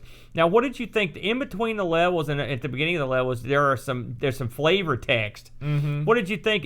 Was it too jarring for you because the CoCo? We mentioned this earlier. The CoCo basically, you got one text and this is what it looks like, and you're going to take it. And so the levels that have text are sort of miscolored. The text just appears in a very ugly, hideous way. Yeah, and one thing I thought was, boy, if I was reading this off a CRT with an RF output, could I even read that at all? Actually, that's one place that actually helped. Really? Because it's all big, bold lettering. Yeah, that's true. So it's. But that's you'll notice that in a lot of games going forward is like there's no unless someone programmed in a graphic for the text, you're going to get that kind of blocky, tandy text on this. I found 0 reviews for this game. I found a couple user reviews, but they were mostly garbage. I did look on eBay to see how this thing was going. It's funny because I remember this cartridge was probably one of the, and this is just a guess, but I saw it everywhere. It's got to be one of the most produced Tandy cartridges. I couldn't find any numbers on how many it sold or how many they produced, but it was one I saw everywhere, back in the day. I saw one on sale on eBay for $12, or one had sold for $12. I had a couple guys were looking for $20 all the way up to $60 for it. The funny thing about CoCo games, we should probably talk about this before we move on. A lot of the CoCo games that came from like Radio Shack, the cartridges, the boxes sucked, and because the box is effectively a square box with a window in the front that shows you the front of the cartridge. Really? Wow. So now I can't say that with 100%, but the majority of them like that. And so the boxes are all, I think to a certain degree, were almost interchangeable for some of the stuff. So nobody kept these things, right? Well, into the garbage right away. I haven't early in our run. I've not priced a lot of cartridges. I was thinking on the way up here. I don't think my family ever bought a single cartridge. I can't think of owning a single one. If you don't count the speech pack and the disk drive interface, I don't think we ever bought a single cartridge. I was on tape right out of the gate. Yeah. So but I remember seeing these things, and you go window shopping, and something else I remember is seeing the same. It's funny, the CoCo had a large selection of games, but you saw at Radio Shack they didn't have that many, and so you saw the same ones over and over. And when a new game showed up at the Radio Shack, this was like a big deal. You're like, holy mackerel! I can actually see something different for a change. And then when they had it, a lot of times they'd have a CoCo fired up there, and you could actually play it, the new ones. But that's how rare they were. It was extremely rare. Now, there were several Radio Shacks around where we live. Was there one Radio Shack that was really the place to go, or did they all have a similar selection? It's funny. We're one of the few places that actually still have a functioning Radio Shack. It's the same one that was a big deal back then. It's in Dunbar, right about 15 minutes from here. Yeah. That was the one that was probably the big one that we used to go to a lot. It was been there for a long time. Also, there was one at St. Albans Mall that was popular, and one at the Huntington Mall as well. So, yeah, Radio Shacks back in the day, they were everywhere. Yeah, in fact, we had one 5 miles from the house before it they went. They all stocked CoCo stuff. Yeah, all Radio Shacks I ever went to had color computer stuff in them. Yeah. So, yeah, but Poltergeist, I think it's a fun game. The third level looks awesome. I think you could almost had a game based strictly around this play mechanic and just done a better job. I think they shot for the stars, and they, halfway there, somewhere in the middle. Let's talk about Sailor Man, Aaron. Now, when I first pitched CoCo to you, this is one of the games I was like, listen, you got to try this, because it's an outstanding game. So I'm going to go ahead and I'm just going to throw my cards on the table here. I'm a big fan of this particular title. And so when Boat's like, what should we do for our first show since we have no one picking the games for us? I was like, let's do a couple of diverse titles. And this is the first one I picked, which was Sailor Man. Now, this title is sort of, if you were in the CoCo scene back in the day, this is sort of one of your top tier titles. Everyone knows about it. The author of this was a fellow named Chris Latham. He also did a great version of Donkey Kong called Donkey King, which was another great one. I'm sure we'll cross swords with that somewhere down the line. And he did this for an outfit called Tom Mix Software. Tom Mix Software was a prolific CoCo publisher. I think they did some stuff for other machines, but I know I saw tons of stuff for CoCo. I looked high and low, and this is going to be an ongoing investigation to find some stuff out on these guys. I found very little information on them, and their name turns up again and again, but I don't know much about Tom Mix. So, what is Sailor Man? Well, Sailor Man is a clone of Popeye, the arcade version from Nintendo. I know you're a big fan of that game, and so am I. Well, you're not. No. Really? I don't like Popeye. I'm surprised. I'm looking at it. You've got it on your wall over there. Yeah, I've got a box copy for the Nintendo, but I just no. Now, get this, Boatster. The original version of Popeye got ported to a bunch of crazy systems. The ones you would expect are the C64, the NES, ColecoVisions, Ataris, all that stuff. The one that always strikes me as funny is the Odyssey 2. And we've actually played that version. Was that a Brazil-only release? It was something. It was playable, yeah, and it was recognizable, but that's pretty much the extent of it. And Popeye home ports were a mixed bag back in the day. Oh, yeah. You would get often they just had the first level, and they were. You're dealing with some rudimentary machines. Oh yeah, and I mean, to me, one of the reasons why I don't think Popeye is very good is that most of the enjoyment that comes from Popeye comes from the fact that the sprites are so big and lifelike and look like the cartoon. Exactly, yeah. And so it does. They do. I mean, this game loses a lot in translation most of the time, and so.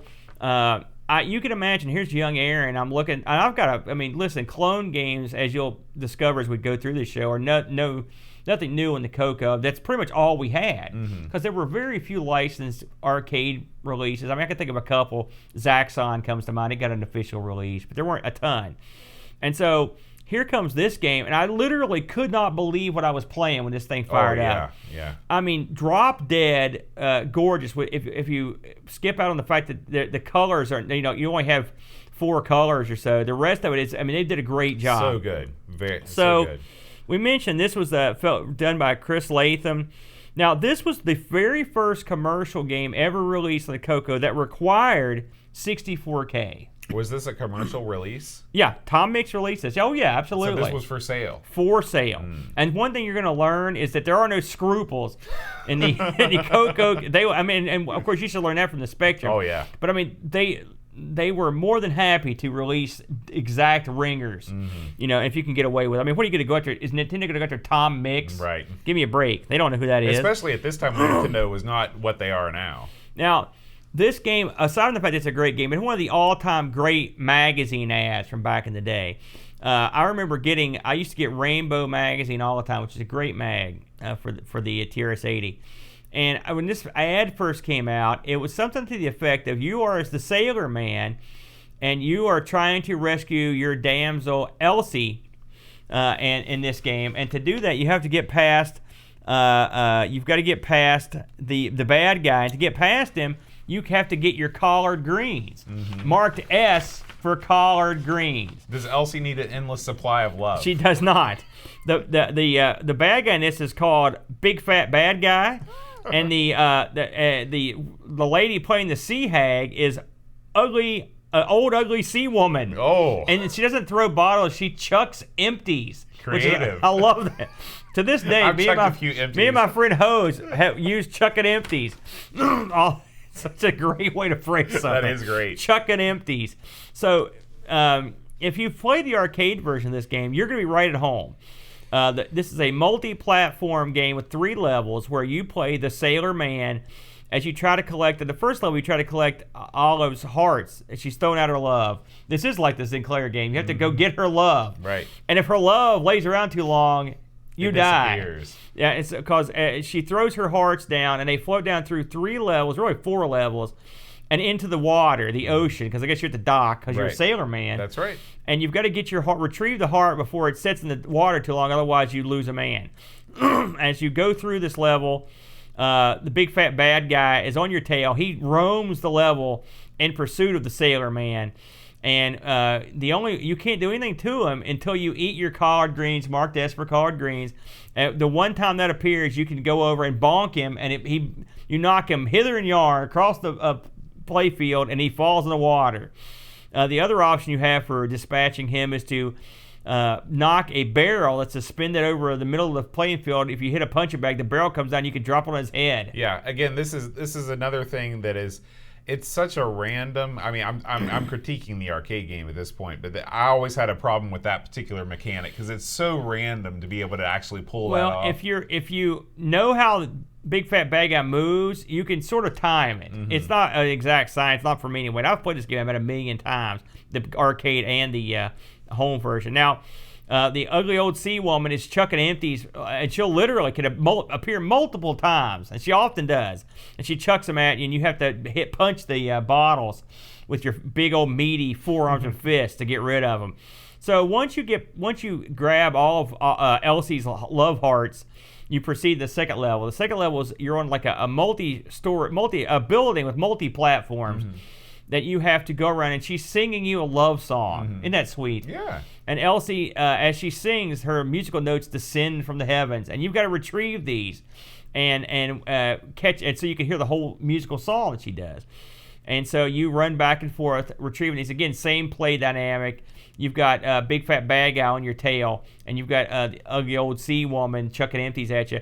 The added difference in this is there's a basically like a teeter totter in the corner, and so when you get down to that level, if you hit the teeter totter, you'll fly up in the air, and your sweet pea is on a little float. He's holding a balloon, and under him is a little like a platform, a little like thing with handles, and if you bounce up at the right time, you can grab that and get extra points, sort of float up. Do they name Sweet Pea? I can't remember what he was called, to be honest with you. He had a different name too.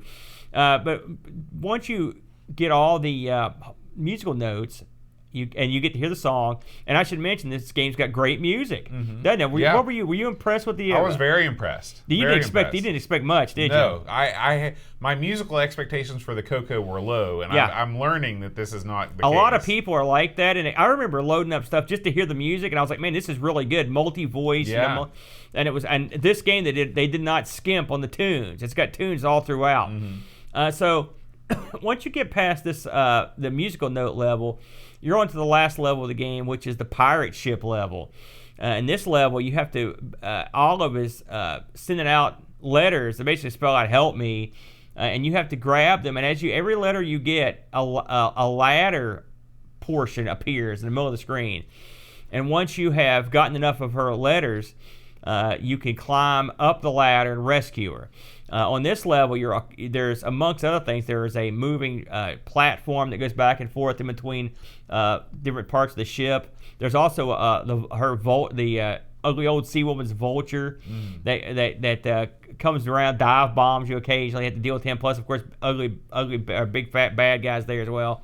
And once you finally complete that ladder, you win the level, and you get Elsie's love, and then the game starts over. Now, did you mention that this was the first 64K game available? Yes. Okay.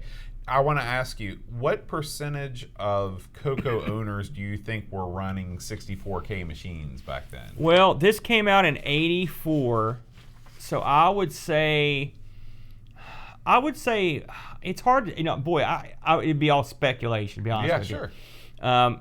Would you say most of them out there were not running in '84? Okay. I would say probably, let's say half. Okay.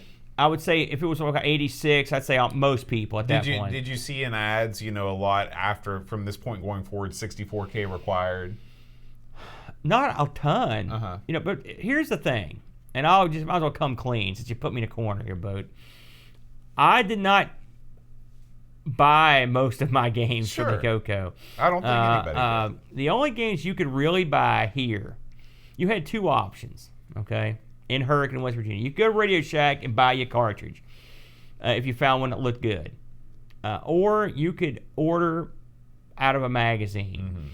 Around here, we had access to two magazines. One was called Rainbow, and one was called Hot CoCo. And there were others, but those are the ones I saw. And you could send away and get discs. Now, I actually did order one game out of a magazine. It was called WrestleManiac, and that I still have somewhere. But we didn't. But we were little kids too.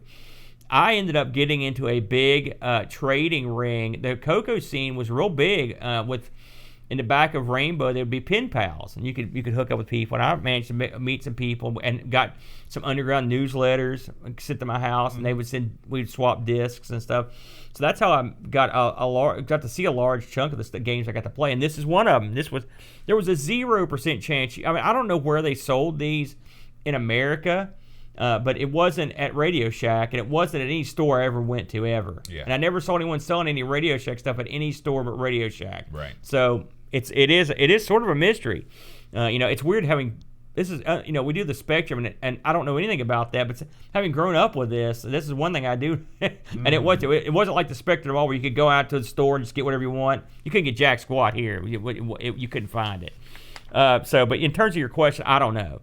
Now, this game would be awesome just at what we've talked about. You got all the levels, they loop, they get harder, but they added more, much more. And so if you hit the clear button, you could access the options menu. And the options in this are really awesome. You could change. There were difficulty. I think it's 1 to 9, and you could set the difficulty for 1 or 2 players and individually set it. So you could play with your buddy who sucked, and you're awesome. And you could be playing at like 6. He could be playing at 1. That's incredible. I like that. Yeah. Of course, they did have 2-player support. It also let you start on whatever level you wanted. Oh, wow. So if you wanted to play the 2nd level or the 3rd level, whichever one, you could start on whichever one you wanted, which was awesome. It had a high score table. It also had a very unusual thing that you could turn on that would make all the levels invisible.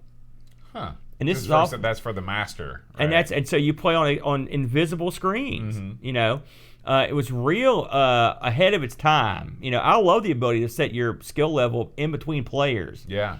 I think that's an awesome thing. Yeah, being able to handicap. I mean, what games did that ever? You know, there's just that you hardly ever see that. I think Jumpman did it. There were some games. It was something you saw more back when the games are more simple. Okay. You know, but this I've done that, and it's not easy. It's not easy at all. Yeah. And you'd think it would be a little not too bad. But it's pretty tough. I've always loved this game, like I said, and I was when I went back to it. It played way better than I remembered. I mean, I just thought it was great. And I think amongst the ports of Popeye to the home market, this has got to be ranked well up there. Sure. And it was better than anyone I played. Now, Yeah. I'm sure there are better ones, but I haven't played them. Like I said, if you have to get past the color, but which is not hard for us. But once you get past that, you're in business. I mean, even though I'm not a big fan of this arcade game, this game plays just as well. I mean, I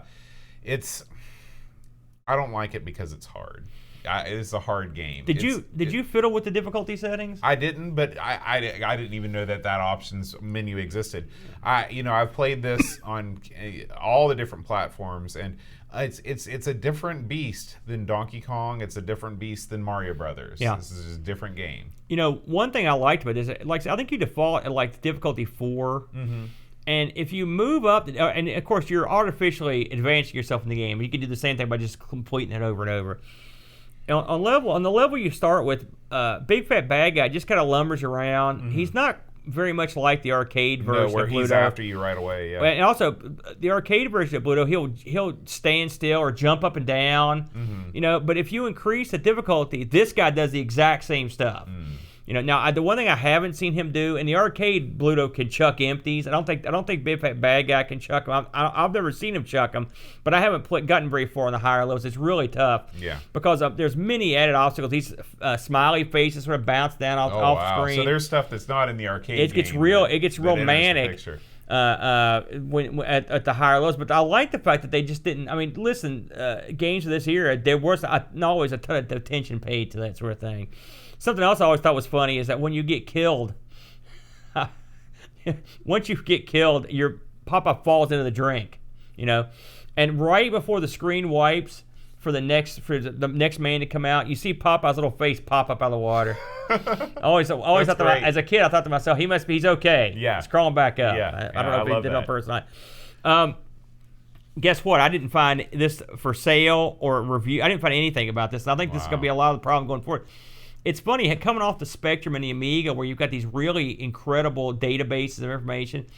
CoCo, you're literally on your own. Mm. You can get the software, but when it comes to like even finding magazine scans, I found some, but they're nowhere near as intricately indexed as the Amiga ones are, or the Spectrum ones. So it's going to be a lot more digging to get the super duper details. I took forever for me to find the ad for this thing. I've been looking for it forever. But it's great. It was worth finding. But if you're going to play any CoCo game or show one to a friend to get him into it, this is the one I recommend. Yeah, absolutely. I do want to, since this is our first episode, tell you guys that if you're enjoying the show and you'd like to support the CoCo show, you can do so. We've got a Patreon page set up. It is over at patreon.com/the CoCo show, which I'm going to bring up and show you if you're watching the YouTube video. we've got some different levels of support and ways to support the show. If you would like to support us at $1 a month, you will get access to our Discord server. And you're like, Discord server, what's that all about? Well, I'll tell you, the Discord is the greatest thing about this whole shebang, because there's people from all over the world on there. Our whole network of shows, Amigos, ARG Presents, Our Sinclair, and now the CoCo Show, all the fans gather there and they talk there. We talk about everything, you know, not just gaming, but vacations and our favorite food and stuff like that. And it's the incredibly friendly group of people. Like, you know, it's if you want a respite from all of the negativity that you see on message boards and Facebook groups, this is the place to be. And I'd love to get some CoCo centric people in there in the mix, because a lot of our Discord people are interested in the CoCo and the Dragon, but really don't have had such limited exposure to it.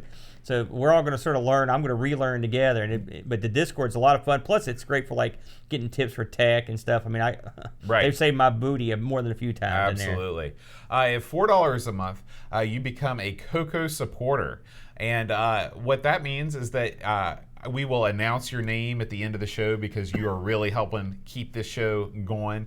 And in December, we'll send you an official supporter magnet. These magnets are pretty cool. They look like a CoCo badge. And like I said, we send those out in December. And if you support us at $10 a month, you become part of the CoCo Show Game Selection Committee, and you actually select the games that we will talk about on every show. We're dead. I can't wait till we get a bunch of committee members, because that's more fun for me when they pick, because it's nice to play stuff you never heard of. That's what I like about it. And a lot of people are more knowledgeable about the games than maybe we'll be. Absolutely.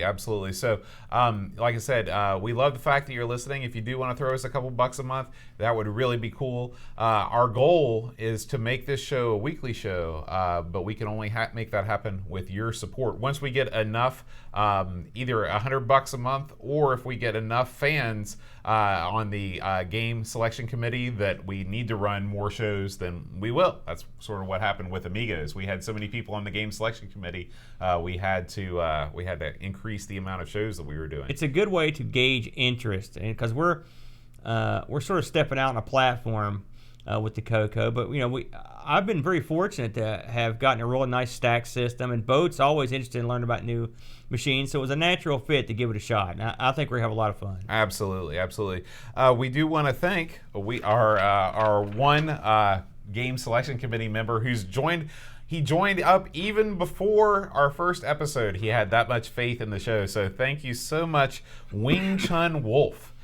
Thank you. It's been great getting to know you on the Discord. Really nice. Yeah. Jeet Kune Do practitioner. Mm-hmm.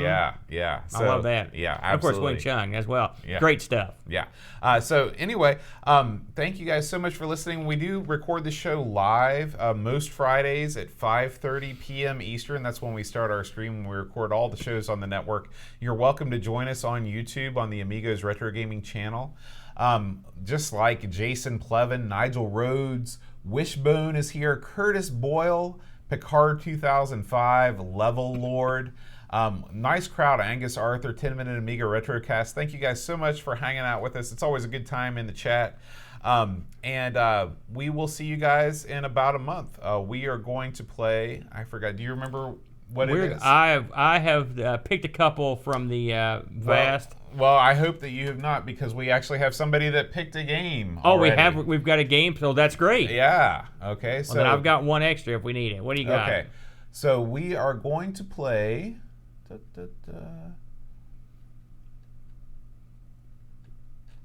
I scroll back up through the chat. Here we go. Downland. Oh, yes. Downland. Okay, I've heard of this one. And I would like to add a game to that. Okay. We have to have the double. We're also going to try out Draconian. Oh, okay. Downland and Draconian. It's the D month. Yeah, absolutely. All right, guys. Thanks so much for listening. We'll see you next time. Adios. We don't have a CoCo bye-bye. That's all right. We'll just say adios. We're the Amigos. How about... CoCo you later. We don't have to have a sign off. What do you mean? That's part of the traditional garbage. How about hey? That should be a contest. We pick our sign off. Yeah, that's true. That's the $50 minimum. You have to Pick our sign off and what kind of pants we wear. All right, guys. Maybe that's not a good idea in retrospect. Thanks for hanging out with us. See you next Friday. Bye, guys. We're going to be back next Friday, right? There's nothing crazy. I don't know. You're the one that's got missed dates. You tell me. Yeah, next Friday we're on, then the next 2 Fridays we're off. I'm always on, brother. Yeah. Bye, guys. Bye.